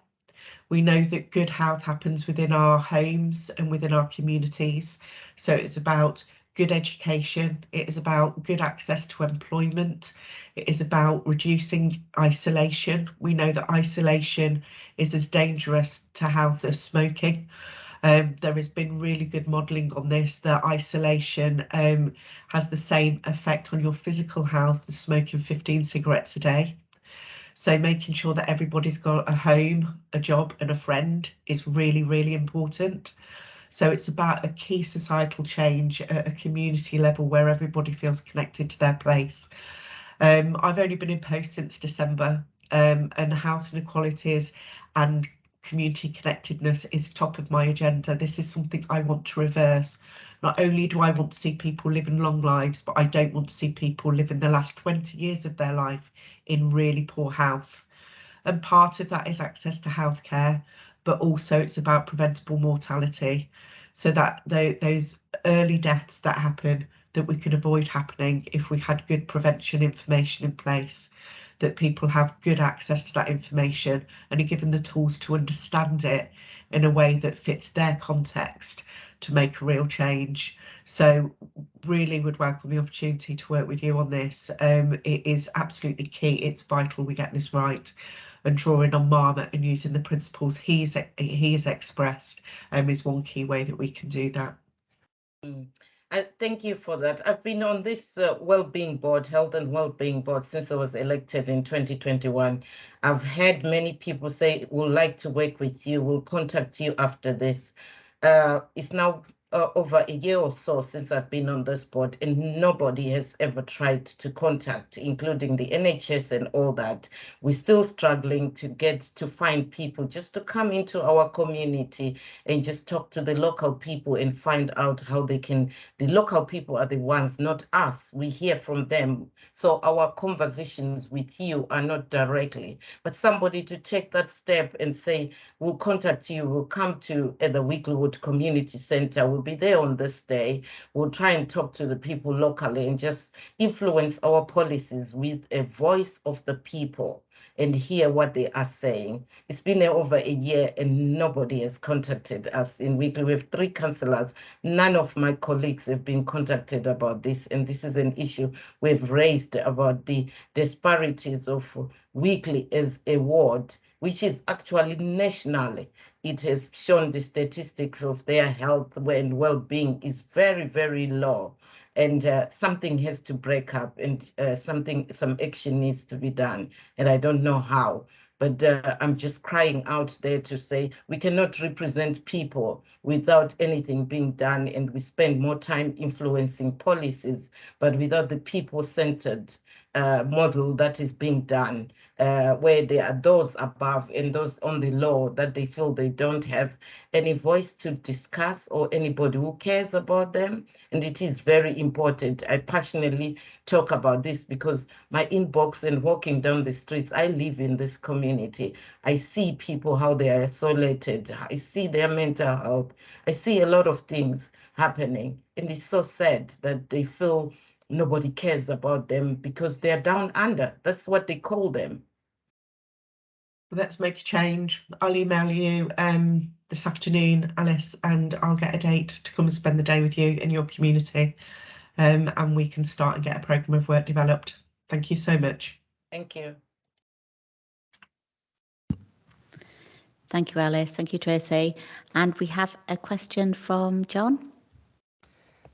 Very quickly, Councillor, wonderful words. In fact, the indices of multiple deprivation for Whitley have actually deteriorated in the over 20 years since they were first published. So hopefully we can get something done. Tracy, yes. What are the barriers to you actually delivering those wonderful words that you said? I think we all applaud your objectives, your ambitions. What are the barriers that you've got to overcome?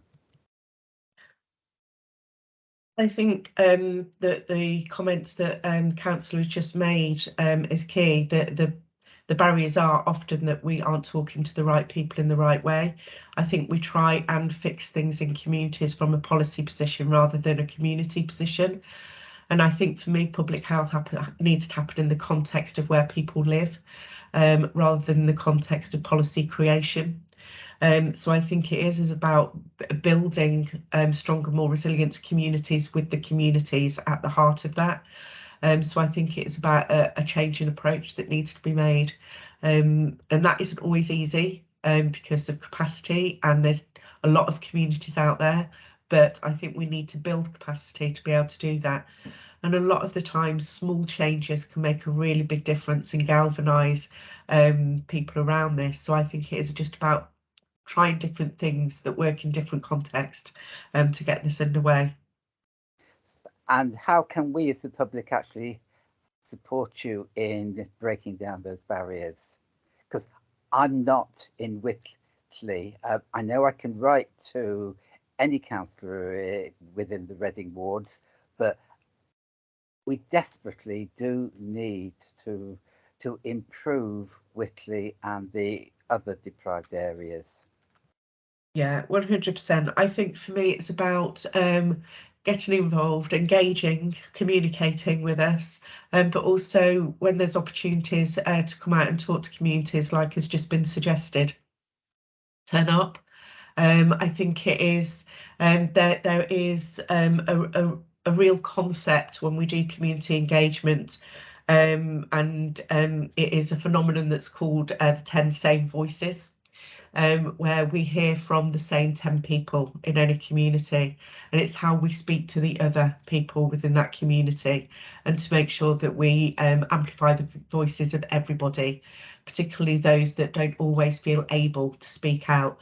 So when we do have people in the communities that can speak out and feel more confident to do so, that they can advocate on the part of their wider communities, so that we can hear everybody's voice, is key. So it's just a way of doing community engagement in a more meaningful way. Great, we'll do what we can. Thank you, John. Thank you, Tracy. Do we have any questions or comments?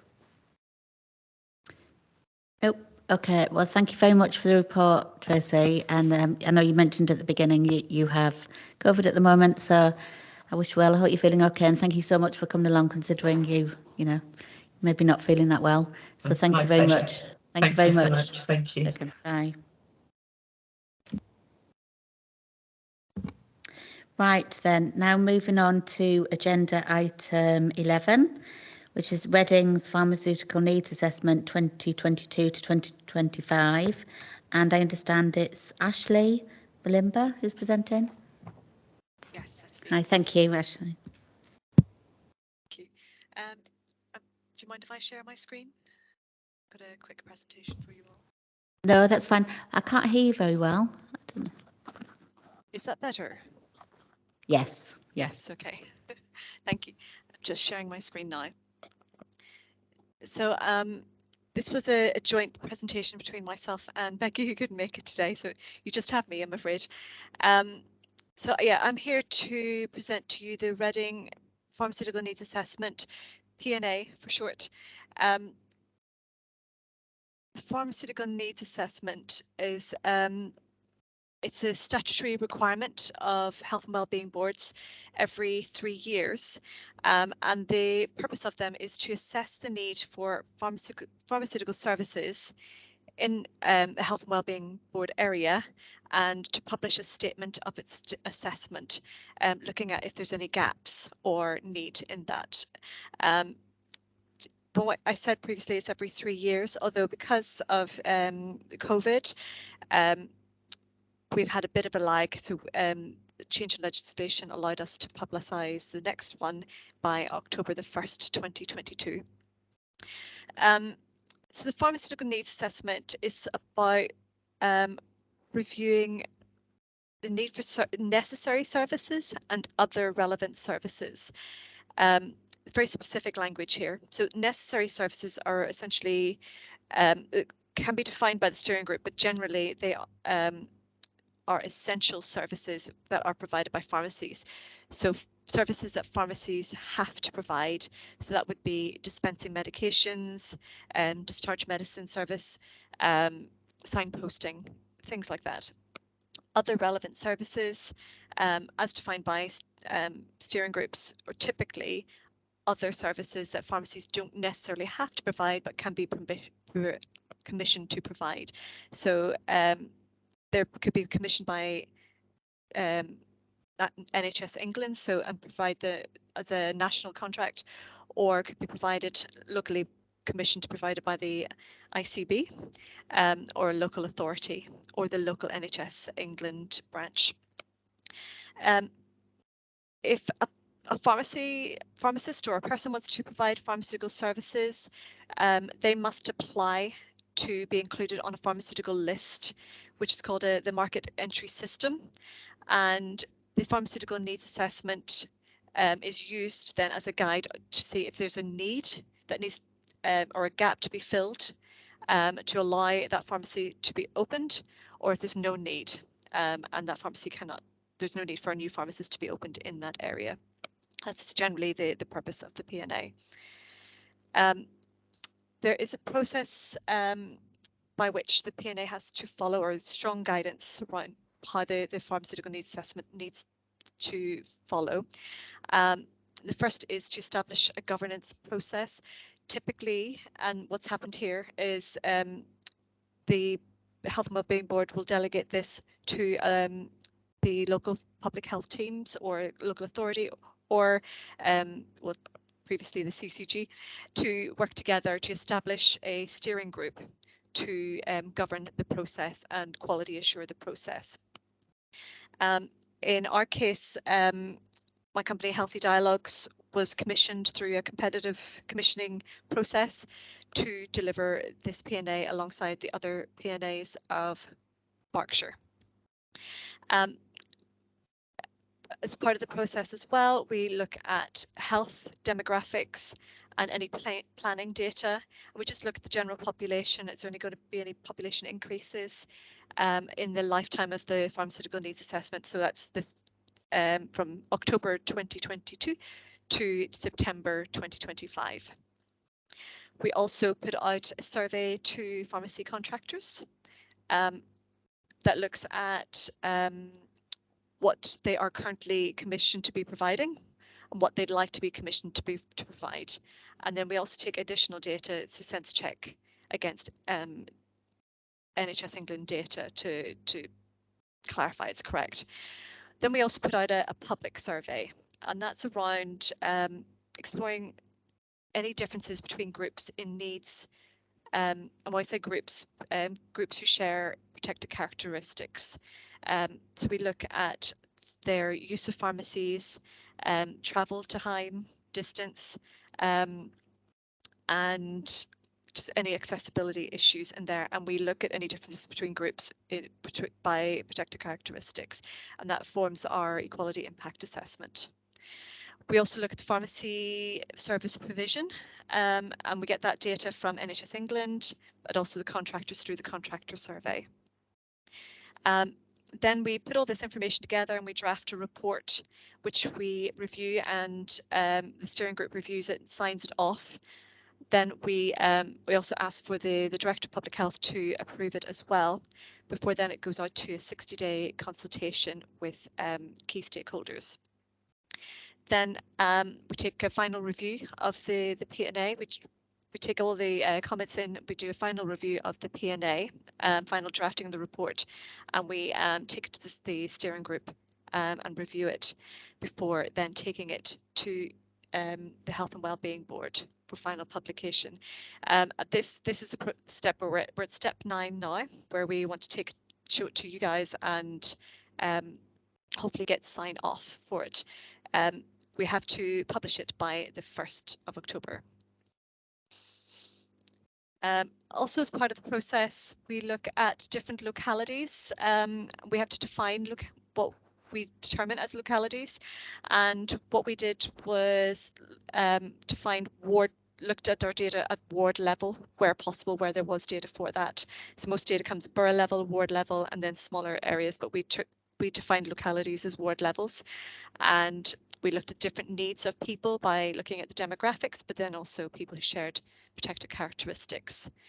Then we assessed whether there was sufficient choice with regard to obtaining pharmacy services. So, for example, was there any gaps in terms of accessibility geographically? So, can people reach a pharmacy? Was there a gap in services that were provided by those pharmacies? and then also times at which people can access a pharmacy, and that's defined by inside normal working hours and outside normal working hours. So, and the steering group defined normal working hours as 8 a.m. to 5 p.m. So we assessed those hours plus outside, that which would include weekends, evenings, weekends, and mornings.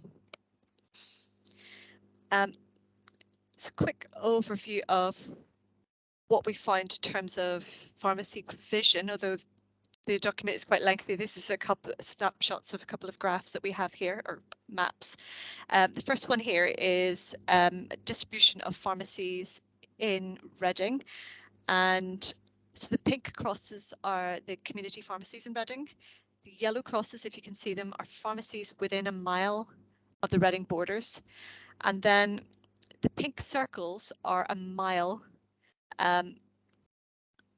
around each pharmacy. So it shows where the area is, where Reading is covered, is within a mile of a pharmacy. We determined accessibility to pharmacy by 1 mile walking distance or 20 minutes drive by car. So this one here is 1 mile walking distance, and you can see the majority, there's very good provision of pharmacies in Reading, as most people are within a mile of a pharmacy. The second map is this little bit here is Reading, and the green here highlights how far people can travel from to reach a Reading pharmacy. So the reach by car that is quite wide for a Reading pharmacy. We also looked at pharmacy locations in relation to deprivation and population density. And it shows here where deprivation is highest. There's a pharmacy always nearby. And there's a pharmacy also in areas where population density is highest as well. So the conclusions of the report are that, well, overall, there's 29 community pharmacies in Reading. There's a further 7 within within 1 mile of a border of Reading. There's also 1 dispensing appliance contractor and 1 distance selling pharmacy. So overall, there's good access to necessary and other relevant services that are the essential, advanced, and other NHS pharmacy services for the residents of Reading, with no gaps in the current and future provision of these services. And no services were identified that would secure improvements or better access to pharmacy services. The language is quite specific in how we write this, but yeah, we find no gaps in pharmacy services. I'll stop sharing my screen and happy to take any questions.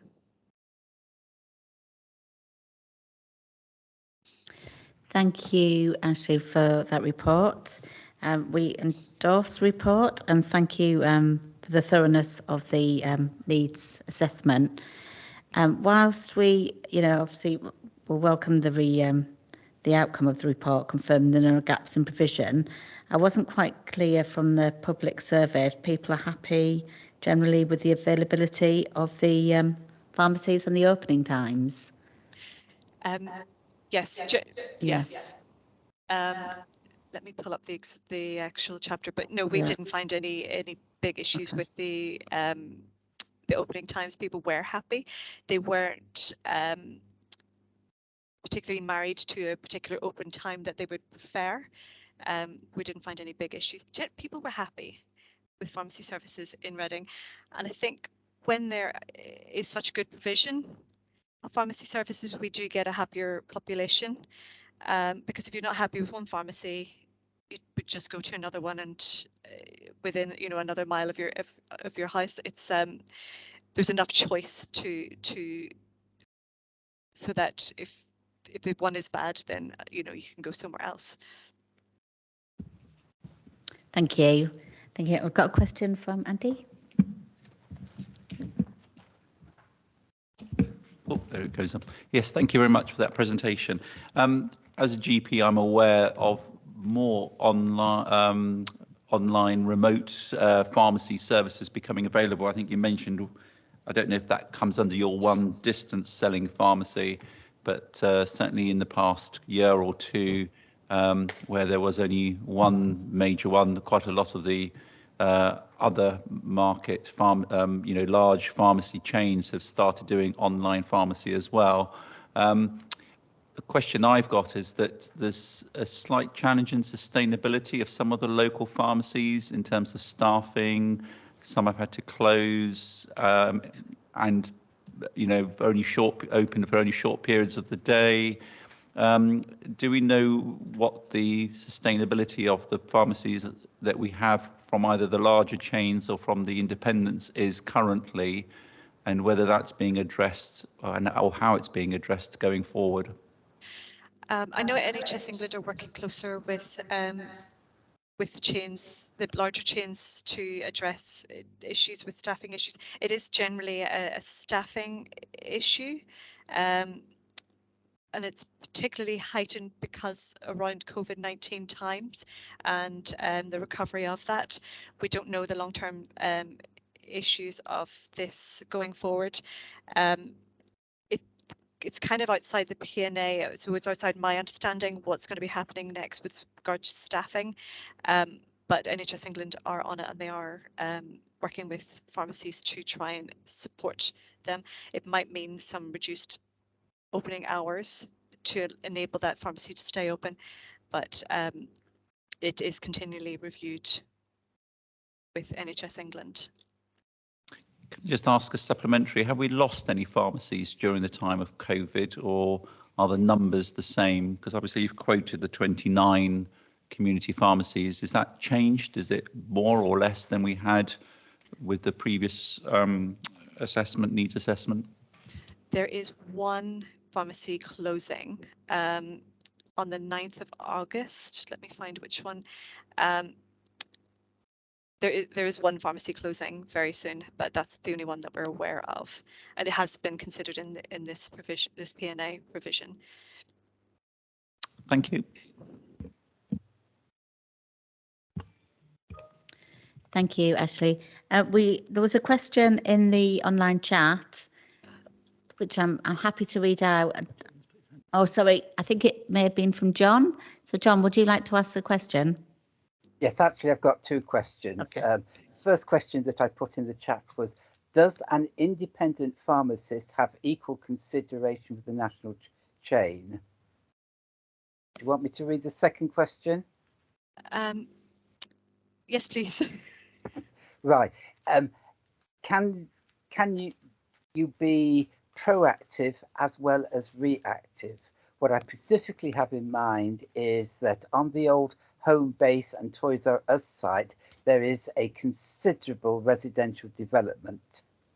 And at the moment, they will not have a pharmacy. They will desperately need at least a pharmacy. I would suggest that they need the surgery as well. But can you, having identified that need, start to put in place that when that development gets fully occupied, there will be the pharmacy there ready for them? Okay, thank you very much. I'll take the first question first. So our independent pharmacies given equal consideration. Do you mean that as in terms of when they are applying to open in an area, or what do you mean by that question? Sorry. Well, for instance, if I was Boots or Lloyd's wanting to open, would I, because I am a known quantity, that the checks on me as Boots, Lloyd's, whatever, would not need to be nearly as rigorous as they would for a independent pharmacist? I'm not aware of any preferences to chains per se. I have never heard of any preferences to larger multiples, as they call them in the business. My opinion, my belief is that they are given equal consideration, and the application process is the same. Great. And then proactive versus reactive. Yes, that's why this pharmaceutical needs assessment exists. We look at population changes, we look at planning changes every 3 years, and that's our way of being as proactive as we possibly can. We will look at where, if there's new developments, how that will impact on increases in population and their need to access a pharmacy. While doing that, we'll also look at whether there's other pharmacies in that area and whether their ability to stay open will be impacted if another pharmacy was to open in that place. So all of that is considered every 3 years, but also if there's a significant change, unexpected change in the lifetime of the P&A, which is that 3 years, the Health and Wellbeing Board can decide to review the P&A again, and it might mean then there's changes in whether they view there's a gap and the need for pharmacy or not. So in principle, this new very large development on the Reading site near to Reading Prison should have a pharmacy on site ready for the new residents as they move in. We haven't found a gap in services. Believe there is enough. The Pharmaceutical Needs Assessment did find that there was enough pharmacies in the area at present. So we haven't found a gap yet, but this will be reviewed in 3 years. Thank you. Tracy, did you have a response in the chat to that question about the pharmacy? No, I was just, there was a question about the pharmacy that was closing in Reading. I just put in there that my understanding is it's Boots, which is based at Reading Railway Station, is the pharmacy that's about to close in August this year. But obviously there is still good provision across the centre of town. Oh, brilliant, thank you. Right, any other questions or comments? No. Oh, well, thank you very much. Actually, we're all happy to note the report. You're actually approving the P&A. We're actually approving the P&A, is what I meant to say. So we all happy to approve? Yes. Yeah. Yep. Thank you. Thank you very much, Jen. Thank you for your time. Thank you. Right then, moving on to agenda item 12, which is the Integrated Care System Development Update. And Amanda is presenting for us. Thank Hi you. there, Amanda. Hi there, and good to see you again. Would it be best again if I share my screen also in terms of the presentation? Yes, that would be useful. Thank you. Yeah, just my computer got a bit hot earlier, so completely seized up when I did this. So just fingers crossed. Can you see that? And I'll just put it in full. Is that better? Yeah. Yeah, that's perfect. Thank you. Thank you very much. Okay, I will take you through the core components.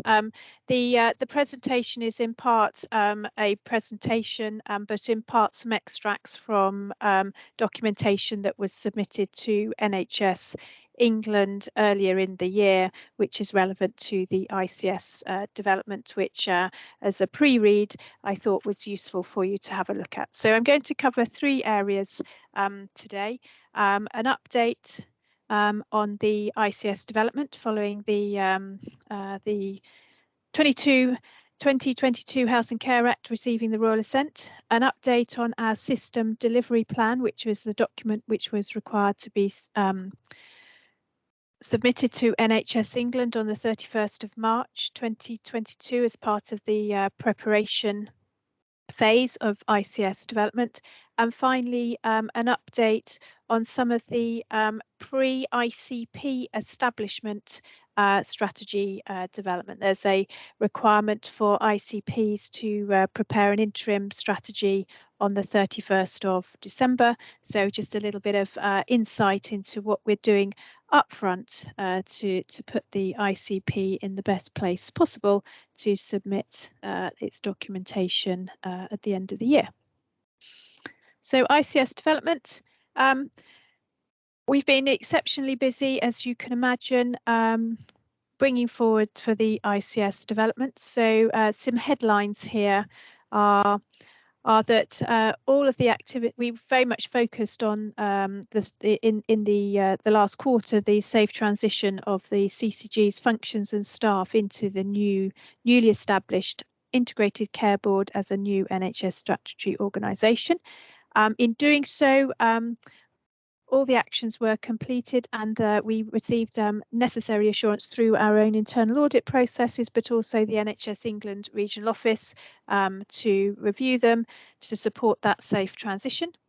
In order for the establishment order to be enacted on the 1st of July, the Constitution was approved by NHS England, and then finally, and it links to one of your questions earlier when Andrew was talking about the RBH, the ICP working group has being led by the ICP chair now, Javid Khan, to look at proposals for its wider establishment, wider than the founder members. Just a reminder, because it's really complicated, actually, and I have to, there's lots of acronyms and they all mean different things. So here's a little Ladybird guide and to keep close to you. So the Integrated Care Partnership, this is a joint committee between the local authorities who manage social care, of which Reading is one, and the Integrated Care Board, the NHS statutory body. Then you also have the Integrated Care Board. This is the NHS statutory body, but does include a local authority partner member, and that partner member role is fulfilled by Stephen Chandler, who is interim chief exec for Oxfordshire County Council. And then place-based partnerships, of which there is the West Berkshire place-based partnership, and I now can't recall its current name, but the good news is there that West Berkshire is very well established in terms of its partnership board. And then provider collaboratives, and these are NHS trusts coming together to deliver joined up services, may or may not include a local authority, but we've got some examples across the ICS already working there. So the Royal Berkshire is part of a provider collaborative for pathology services. Berkshire Health is part of a provider collaborative to deliver some of the specialist mental health services, bringing it to life. So the first board meeting was held on the 1st of July. This was very much to make sure the governance arrangements were all agreed, but it also received the 22-23 operational financial plan, the Bob Green plan, and the system delivery plan that I alluded to earlier. We do have a website it is under development, and thank you, Nikki, for spotting a few gremlins. I think there's an issue with the link actually in the presentation, so I will recirculate that from colleagues there. Here, just for your information, here's the makeup of the board. So you will see chair and chief exec with partner with three partner members and a member for mental health as required under the legislation, and the non-executive directors there, and 3 executive officers of the ICB. So we touched on this definitely earlier. So the one of the requirements for the ICB is a working with people and community strategy, and indeed about 72 hours ago, some very detailed guidance of the expectation of what this would look like has now been circulated from NHS England. That I know there has been some discussions around this, but in order to have a working draft which set out some outline principles which could then be developed further once the ICB has been established, a submission was required to be made to NHS England. The ICB is committed to working with wider partners to develop the approach further, and I know that Rob Beasley, who's been relatively recently appointed as the interim director of communications and engagement, is very much leading now the evolution of this strategy, working with colleagues. And I believe there's, for example, discussions ongoing with Healthwatch and others. And actually, Healthwatch were party to earlier drafts, but a lot more to be done in this space. And to emulate some good practice. And if I may just answer the question of earlier in terms of the public's involvement in this, I know that thought is being given to standing up Bob wide and specific citizen panels, which will enable that interaction to take place. But it's part of this development process, which will then bring that to the fore. Development of place-based partnerships. A core thing here is, for me, as I said, Berkshire West established, equivalency of a place-based partnership. But in order to make this thriving, I think there is more work that can be done in terms of scope for delegation of function and decision making, as is necessary, and to allow the collaboration of these place-based partnerships to strengthen and evolve over time. There is, as we are seeing, a raft of expected legislation and a raft of supplementary legislation and guidance to support the Act. So some came out in the spring, but we're expecting more. So this is an evolving position and really the focus now for the ICB. Okay, so I've talked through much of this.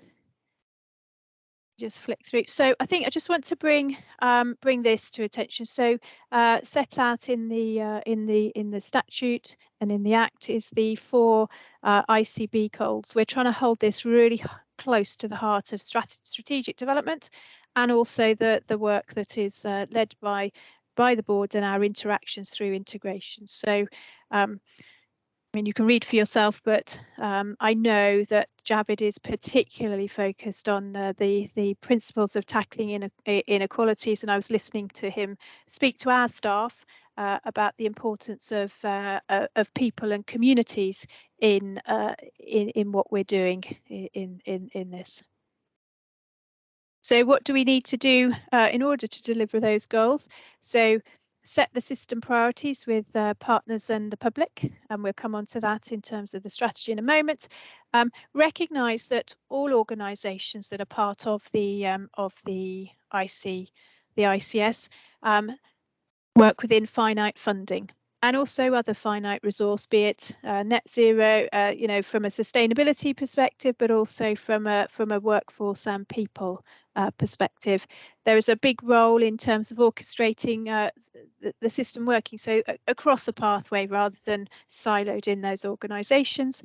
And then actually, what is the purpose of the organisation? Yes, there's statutory responsibilities, safeguarding, emergency preparedness and resilience and response, very topical for today, but actually how else can we add value over and above those statutory responsibilities?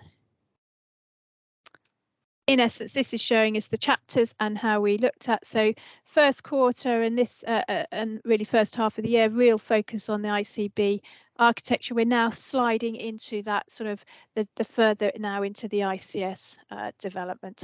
And the key enablers that you'll see at the bottom in the pale green, these are the areas of the ICB which need further development. And the ICS, they're things that traditionally the CCGs have focused on, but in a different light. But it's not about operational BAU planning. You will not be able to read this, but can I just say that of all the activities, the only one that were due to be completed by 1 July, the main issue that is that's ongoing is the development of the ICP, and a couple of things in terms of digital strategy. And another document required by NHS England have been postponed by NHS England and not by the ICB. Today, Just moving on to strategy. So and it was really great to meet with the chairs of the health and wellbeing boards across the ICS, because for me, some of the pre-work that's required in order for us to develop an ICP strategy, so that's elevating this up to a higher lens, taking forward some of the synergies or the challenges from where it's it's difficult for place-based partnerships to deliver their local strategy. So what's the added value of looking at it at the ICP level? We've undertaken a review of the strategies. I'm working really closely with Tracy and her equivalents in the other local authorities, which has been a pleasure and a privilege to date. Of learning, we're learning a lot together about our different requirements, and there are different requirements for the strategy, and some of them are set out in the Act, and indeed we're waiting for guidance. And finally, each local authority has its joint needs assessment, which will feature very strongly as part of the requirements, and it will. We've also, because the health component has most recently been reporting its performance at the local level, we've looked at that in aggregate and have developed a fact base to support that. I'm not going to go through that slide. Talk through that one. So inequalities, I said, was at the heart of what we're doing from an NHS perspective. The direction of travel is the core 20+5 approach. So across the ICS as a whole, there's circa 58,000 members of our population who would feature as and we would consider as the most deprived, 20% nationally, and I was very much listening into earlier conversations, of which most of them feature within your local authority area. So just some things that have been going on, and I know that you know a lot about that, so I'm not going to repeat that. But this for me is having delivered the vaccine programme across the southeast and learnt so much about how working with local community groups is so important, should be at the heart of what we are trying to aspire to. Here we are showing the differential, and this is some of the prep work that we've done, and you'll see thematically actually the lowest scores in some of the areas on the health index for areas of cancer and MSK feature actually in all 5 of our areas if we take it up a level. And finally, the guidance is due out this week. We'll wait and see if it actually comes, but the Act have got some areas that it really needs to focus on. Some of that is already in the Health and Wellbeing Board strategies, but there are new areas predominantly around integration, but also a colleague in Buckinghamshire has been supporting the development of the guidance, and health protection and family hubs also are likely to feature as new areas that need some consideration. I'm going to pause there for questions and stop sharing my screen. Thank you, Amanda. Thank you very much. Welcome the update and the reports. Recognise that things are obviously moving quickly. Just given the pace of change, how would you ensure that residents and obviously relevant stakeholders are kept up to date on changes that will affect them? And obviously the other quick thing is you reference the role of the health and wellbeing boards and how will this enhance their role, and can you further expand on this, please? Of course. So taking the first question, I'm just in. It is moving very quickly, and I think it's a fair observation. So we are working through now how we can to improve the engagement processes more generally with groups. Yes. board meetings are in public. And I'm literally, this is why it's moving so quickly, following even feedback and discussions yesterday, working with colleagues. Our head of comms is working now with each of the local authority communication officers to look at how we can enhance and make sure our engagement, particularly with the strategy, does include the widest group, but also recognising that we were hearing from Caroline actually about the the reach with the population that each of our organisations have. So we want to make it meaningful communication and not repeating and getting in the way of. So it's a very fair question. I'm going to take it back though as something to work harder on and get right, because you see it as important.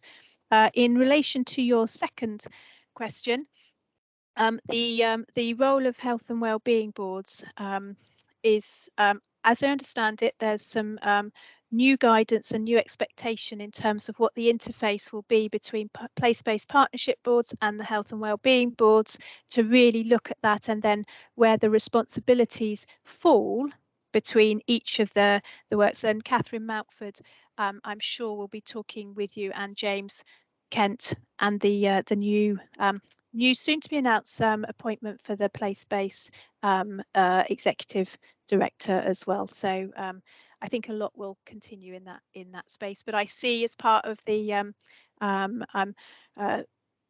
development of the strategy, if you're happy for me to join, I will keep you appraised and keep you involved in the process as we go through. Yes, thank you. I think that'd be really positive. Thank you, Amanda. Do we have any other questions or comments? Nope. Okay, well, thank you very much for your time. Thanks for coming along. It's really interesting, and we'll see you again at the Health and Wellbeing Board soon. So thank you very much. Are we all happy to approve? Yeah. All right, thank you very much then. So if we move on now to agenda item 13, which is Berkshire West Integrated Care Partnership Unified Executive Chair's Report, March to May 2020, and that's Andy who's presenting that. Yes, thank you, Chair. So Andy Czerski, GP. I'm a clinical director of one of the Reading PCNs and deputy chair of the Berkshire West PCNs. That's the role I sit on the Unified Exec with. As I attend the meeting, I'm just giving an update on the Chair's report. As Amanda just mentioned in her previous talk, things are moving very quickly. So quite a few of the things from the report are already out of date. So the updates from the Bob System Leaders Group, Amanda's probably given us the most up-to-date situation as to what's happening with the ICS, and that's what a lot of discussions are about in that group. As far as GP representation, this is about how Berkshire West GPs are represented. We have 15 primary care networks representing with 44 member practices. They've been working collaboratively since the inception of primary care networks in 2019. And we work with the partners in Berkshire West and have been looking at how we would how that working arrangement with the new ICS structures, or rather the ICB structure, will allow us to speak with a unified voice on behalf of the primary care and GPs in Berkshire West. The practices themselves have agreed to work together to engage with this work. And there's also some discussions about setting up a more formal structure of our primary care networks and discussions about how we will be resourced and funded. And there has actually been an offer from the ICS to support our inclusion in the decision-making structures and at the various levels. I won't go through all the acronyms again of where we will be sitting or not sitting, but general practice and GPs will have a voice within the new ICS structures. I'm not going to pull out anything particularly more out of the report. The ICP priorities was obviously a big topic of discussion, but the next paper will be expanding on that. We have taken into account reports about better care funding at the end of the last financial year. The delivery group, which is the sort of driving group that sits underneath the Unified Executive, that is where the various programme boards across the CCG have reported into, and then they feed their recommendations up to the Unified Executive if they need further executive sort of support to drive projects. That group is still meeting monthly, and we're looking to continue with that, certainly at the moment as we transition into the new working arrangements. Going forward, as was mentioned, place-based partnerships, that's going to be a new beast that's going to be developing across the ICS, and we'll have one in Berkshire West, I would like to say, rather than West Berkshire, because we have West Berkshire local authority colleagues, but we are a Berkshire West system to try and just sort out that, just to clarify that. And the last item just to mention is that the urgent and emergency care, it should say strategy there, because it has been revamped, and we're having 4 overarching objectives with various work streams underneath it. So the Unified Exec was heard about the new strategy and the various work that's going on with that. Obviously, at the moment, there's lots of pressures in the whole health system in terms of urgent care, both in primary and in secondary care and in the ambulance service. Now, at the time with the hot weather, everybody's working very hard, but that does cause a lot of pressure across the whole health system. So I just hope everybody's looking after themselves in the heat. Thank you very much. Thank you very much for that update and report there. Do we have any comments or questions? Are we happy to note the report? No. Thank you. Right, moving on then to agenda item 14, which is the Berkshire West Integrated Care Partnership Unified Executive Priorities. Thank you, and that's over to me. So I'm just going to give you some highlights from the report, and then I'll share my screen to show the programme of work. So just really, so Berkshire West has robust partnership arrangements in place. The Unified Executive has been in place since, I believe, about 2018, and obviously it works very closely with the relevant health and wellbeing boards to deliver the strategic priorities. So what I wanted to set out is the priorities, the work plan, which really need to have that executive level oversight and support to drive change in key matters. So as I said, the Unified Exec has been sitting for some almost 4 years now. There was a work plan in place, but because of obviously there were changes because of COVID, and really it gave the Unified Executive an opportunity to just take stock, see what the work programme was delivering, and make those adjustments, because obviously it's important that, you know, as a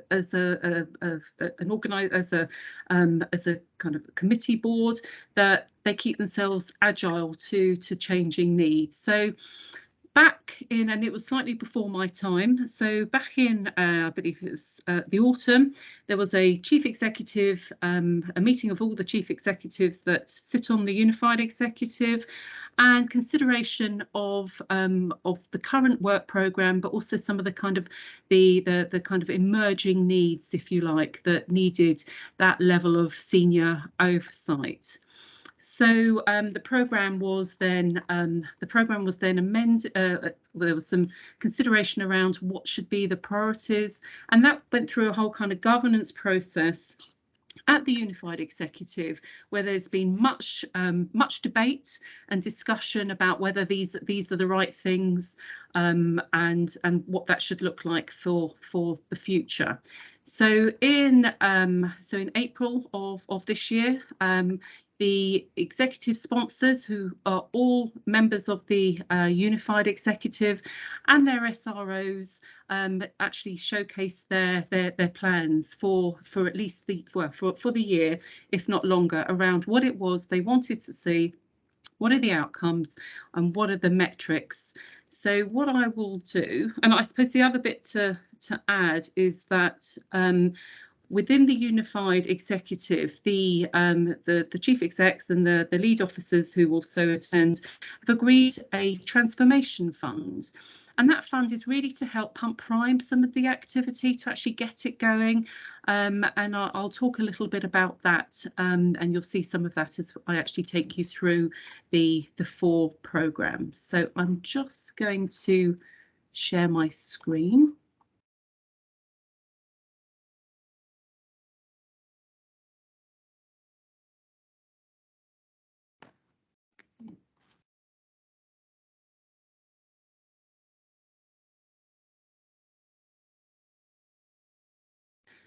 So just showing you, this is the kind of the high level priorities. So there are 4 active priorities. We have recently agreed a 5th. So there are 4 active and 2 others have been paused. And the reason that those 2 have been paused is that the situation has moved on and much has become business as usual.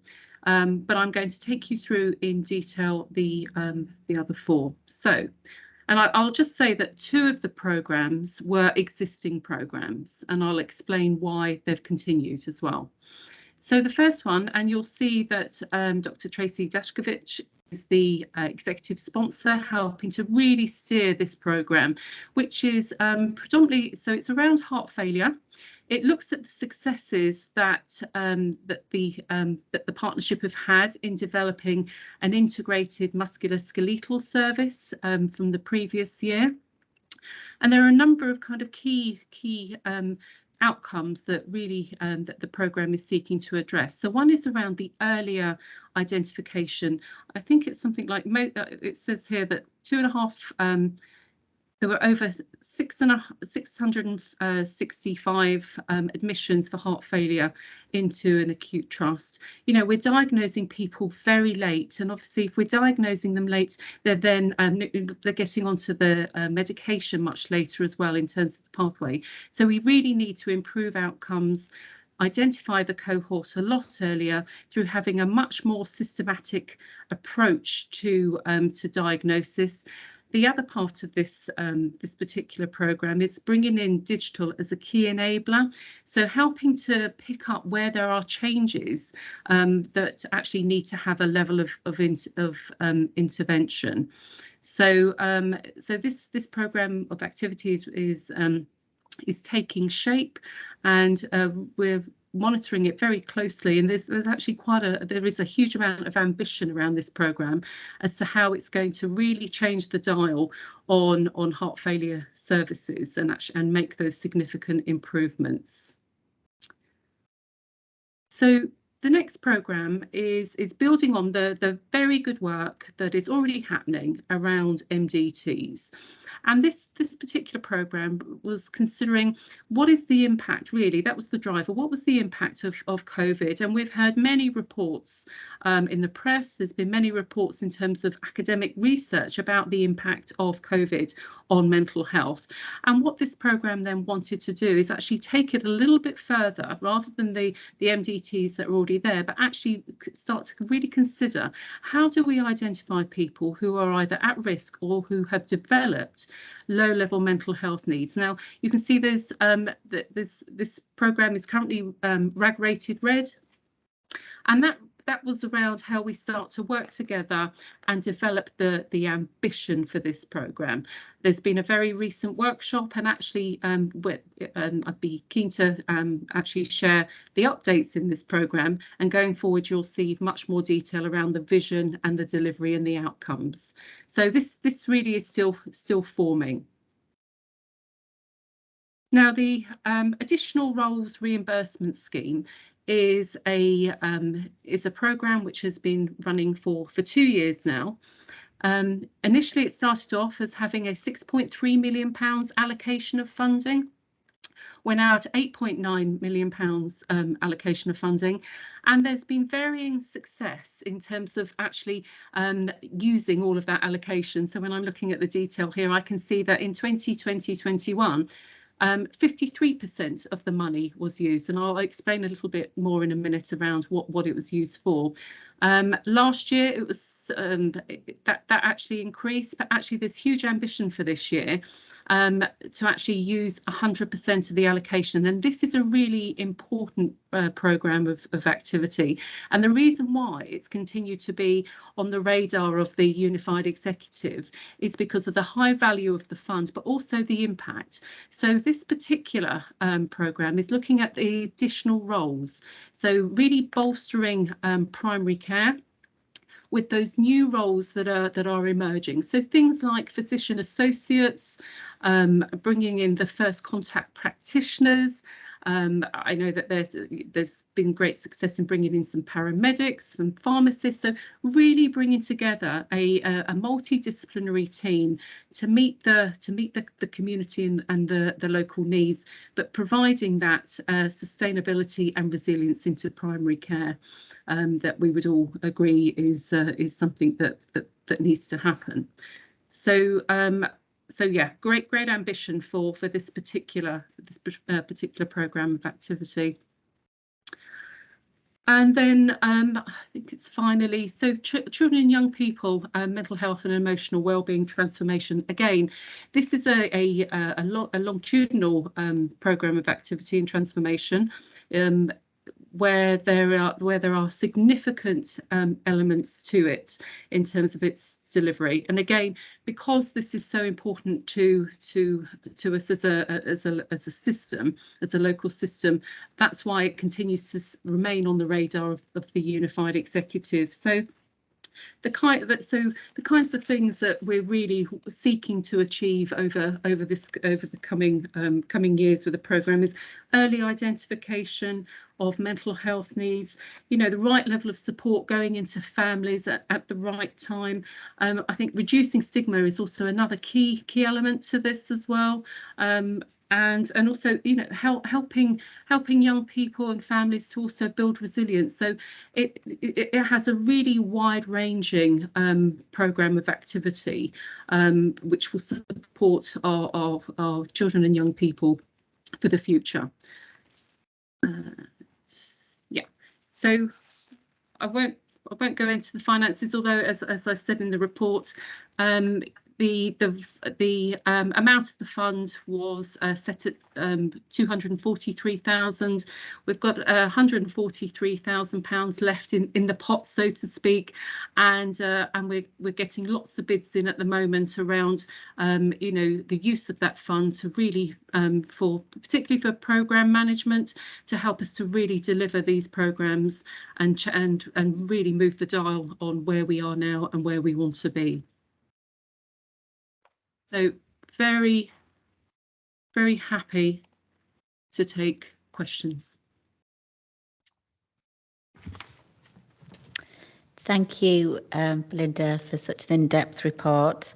I welcome the report and the opportunity to understand the priority work being undertaken. And just a quick thing, given our focus on health inequalities, how will these programmes address these issues, and also how will we be able to understand the impact of programmes that you've mentioned on our residents? Excellent questions. Thank you, Chair. So what you may have seen within the presentation was actually a section around health inequalities, so behind the scenes, if you like, in terms of the programme documentation, people would have been completed the equalities impact assessment, really thinking through the equalities, but it's also something that's monitored on a monthly basis in terms of the equalities impact. And I think the question about the residents is a really important one, and so one of the things that I'm really keen to see is the narrative and the story. So how does this, on a resident level, how are these programmes making the change, and how do we know that they're making the change? what are the stories that we're hearing back of the difference that it's made? And I'll just expand on that slightly more to say, and the other aspect that I'm also really keen to hear is the impact on our staff as well. So how do these programs improve the work, the relationships and the impact that they can actually offer to our residents? So thank you for raising those. They're very much in vogue and in the spotlight, those 2 points. Thank you. Do we have any other questions or comments? Nope. Okay, thank you very much for your time. Thank you for the report. And are we all happy to note the report? Yep, yeah, brilliant. Thank you very much.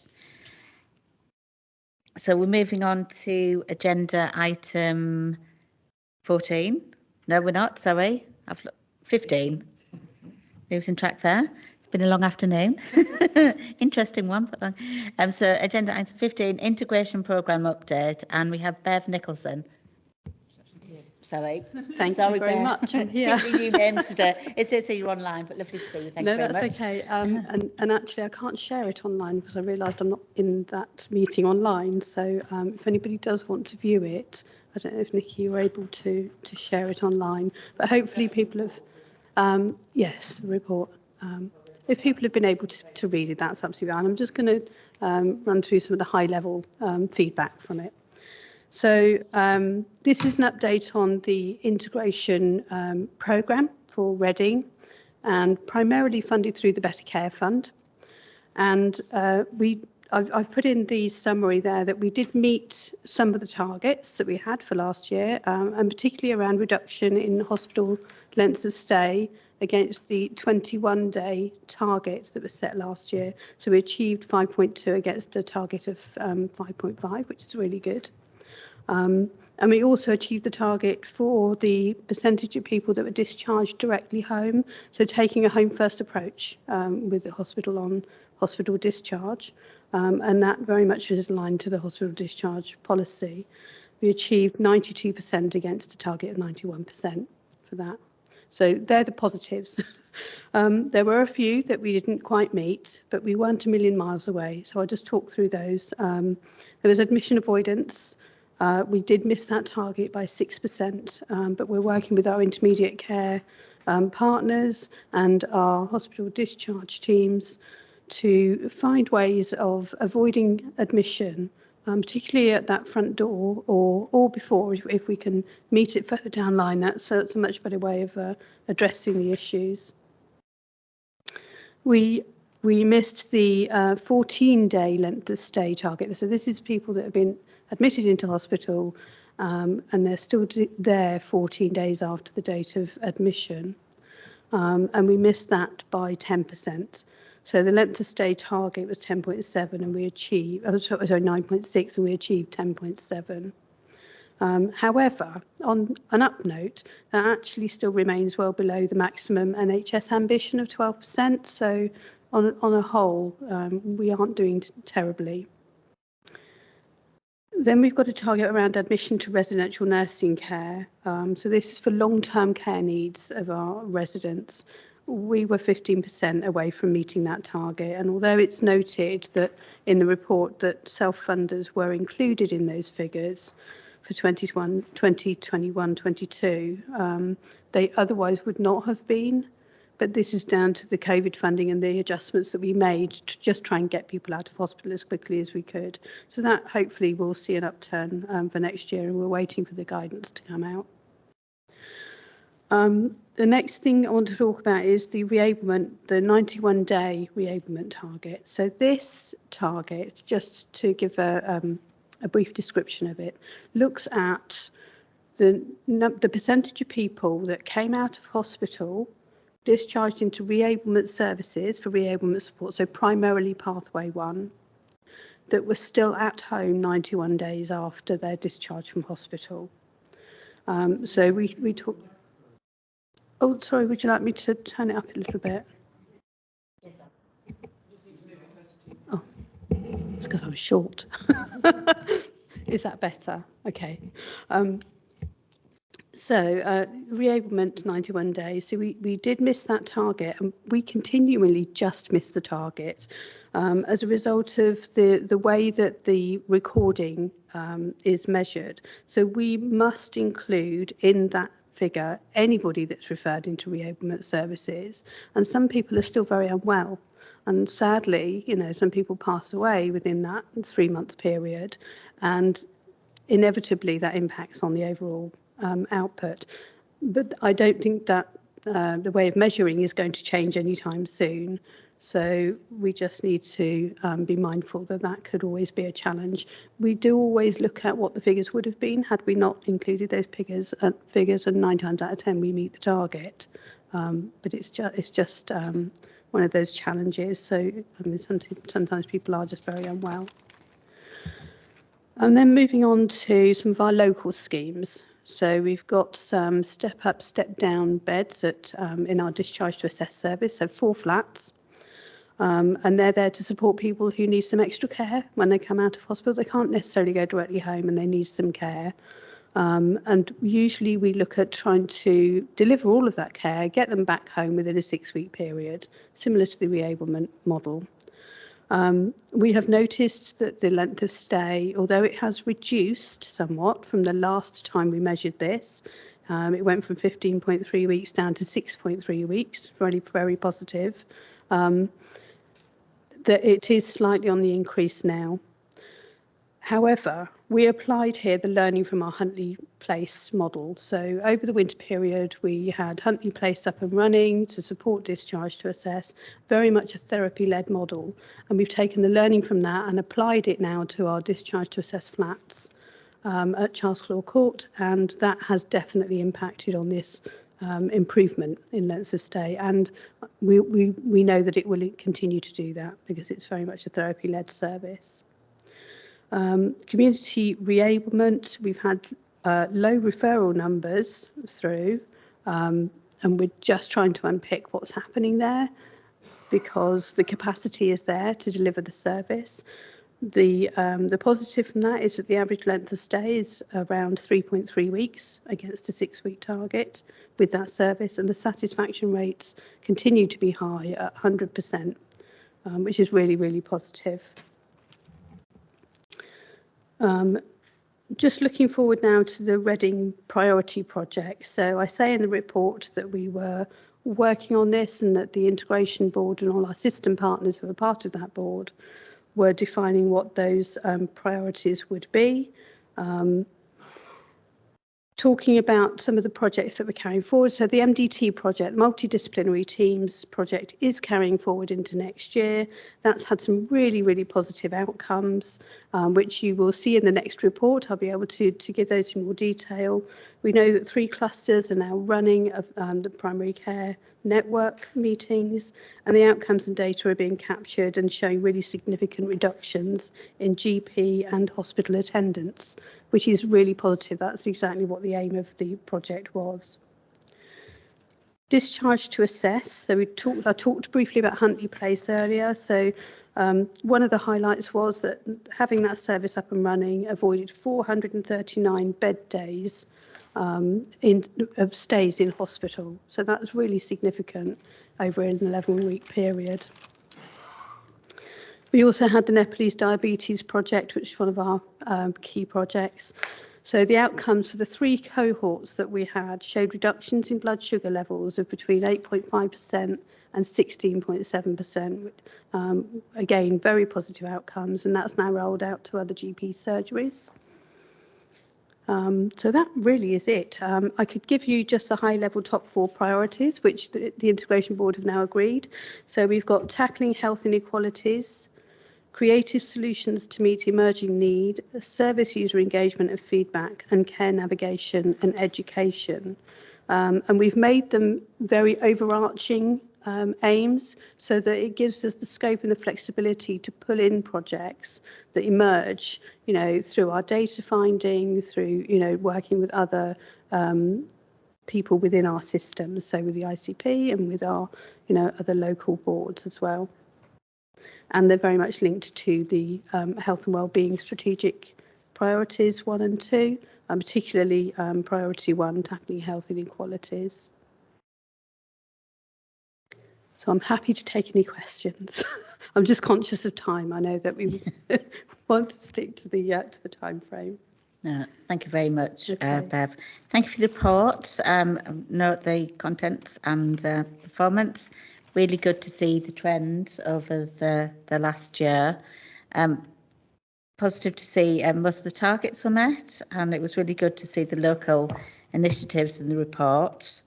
And just wondering what we've been doing with local partners during the year to improve performance. And just another thing, it would be good to see at future meetings how we compare with other systems and the core metrics, if that's possible. No, that's absolutely fine. And I have noted, as people have been presenting today, I've been making notes, get in touch with, because, you know, we really should be working in a much more integrated, joined up way, and that's the whole point about the integration programme. So, yeah, it's really good. Thank you. Thank you very much. Do we have any other questions or comments? Nope. Okay, so we're happy to.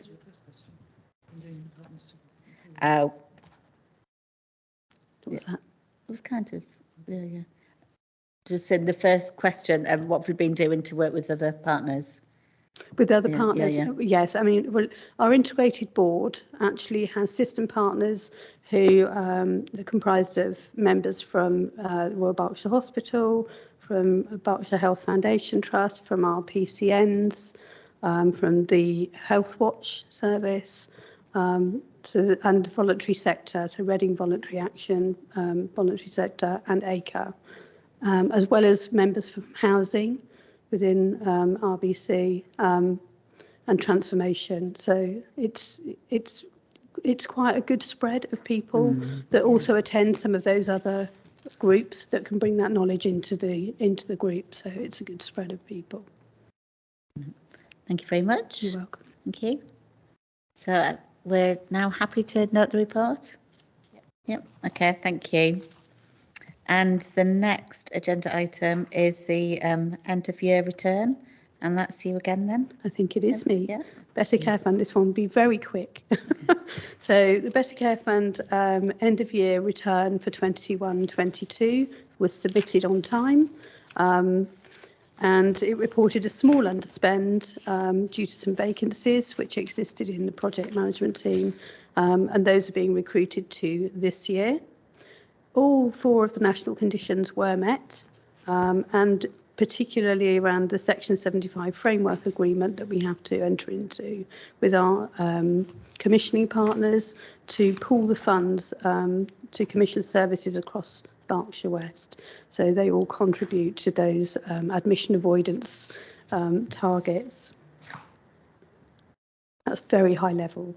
I apologise because my battery has just died on my laptop, so I can't look at it in any more detail, but I'm happy to answer any questions. I think I've been over it enough times. Thank you very much.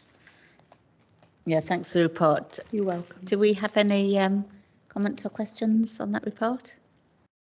No, we're happy to approve. Yeah. Thank you, Chair. Okay. Thank you. Thank you, Bev. And now we're moving on now, agenda item 17, which is the launch event, Berkshire West Health and Wellbeing Strategy 2021-30 and Reading Implementation Plans. And I understand it's Amanda that's presenting this. That's correct. Thank you, Chair. Thanks, Amanda. I realised I didn't introduce myself the first time I presented. So I'm Amanda Nyeke. I'm the Public Health and Wellbeing Manager. So as mentioned, I'm providing a bit of a proposal in relation to the Berkshire West Health and Wellbeing Strategy. So in 2021, the strategy was jointly developed and published on behalf of Health and Wellbeing Boards in Reading, West Berkshire and Wokingham. And as many are aware of, there are 5 priority areas. Some of them Bev has touched on. One which focuses on reducing the differences in health between different groups of people. Priority 2 is around supporting individuals at high risk of bad health outcomes to live healthy lives. 3 is around helping families and children in early years settings. 4 is around promoting good mental health and well-being for all children and young people. And then finally, 5 is around promoting good mental health and well-being for all adults. So in Reading, the strategy was supplemented by the development of implementation plans for each specific priority area, and these were presented in April this year and approved. So today's proposal sets out to hold a half-day event in September to launch the strategy as well as the implementation plans. The aim of the event is essentially to reach a wide audience and encourage wide engagement in the delivery of the implementation plans. We aim to include both statutory and non-statutory organizations to raise awareness of the contents of the implementation plans, to bring people together, to celebrate successes today. And there's lots of great work that's already happening in connection to the strategy, some of which has been presented today, but also to encourage networking and sharing of ideas, as well as to encourage participants to make pledges towards some of the actions that are within the strategy.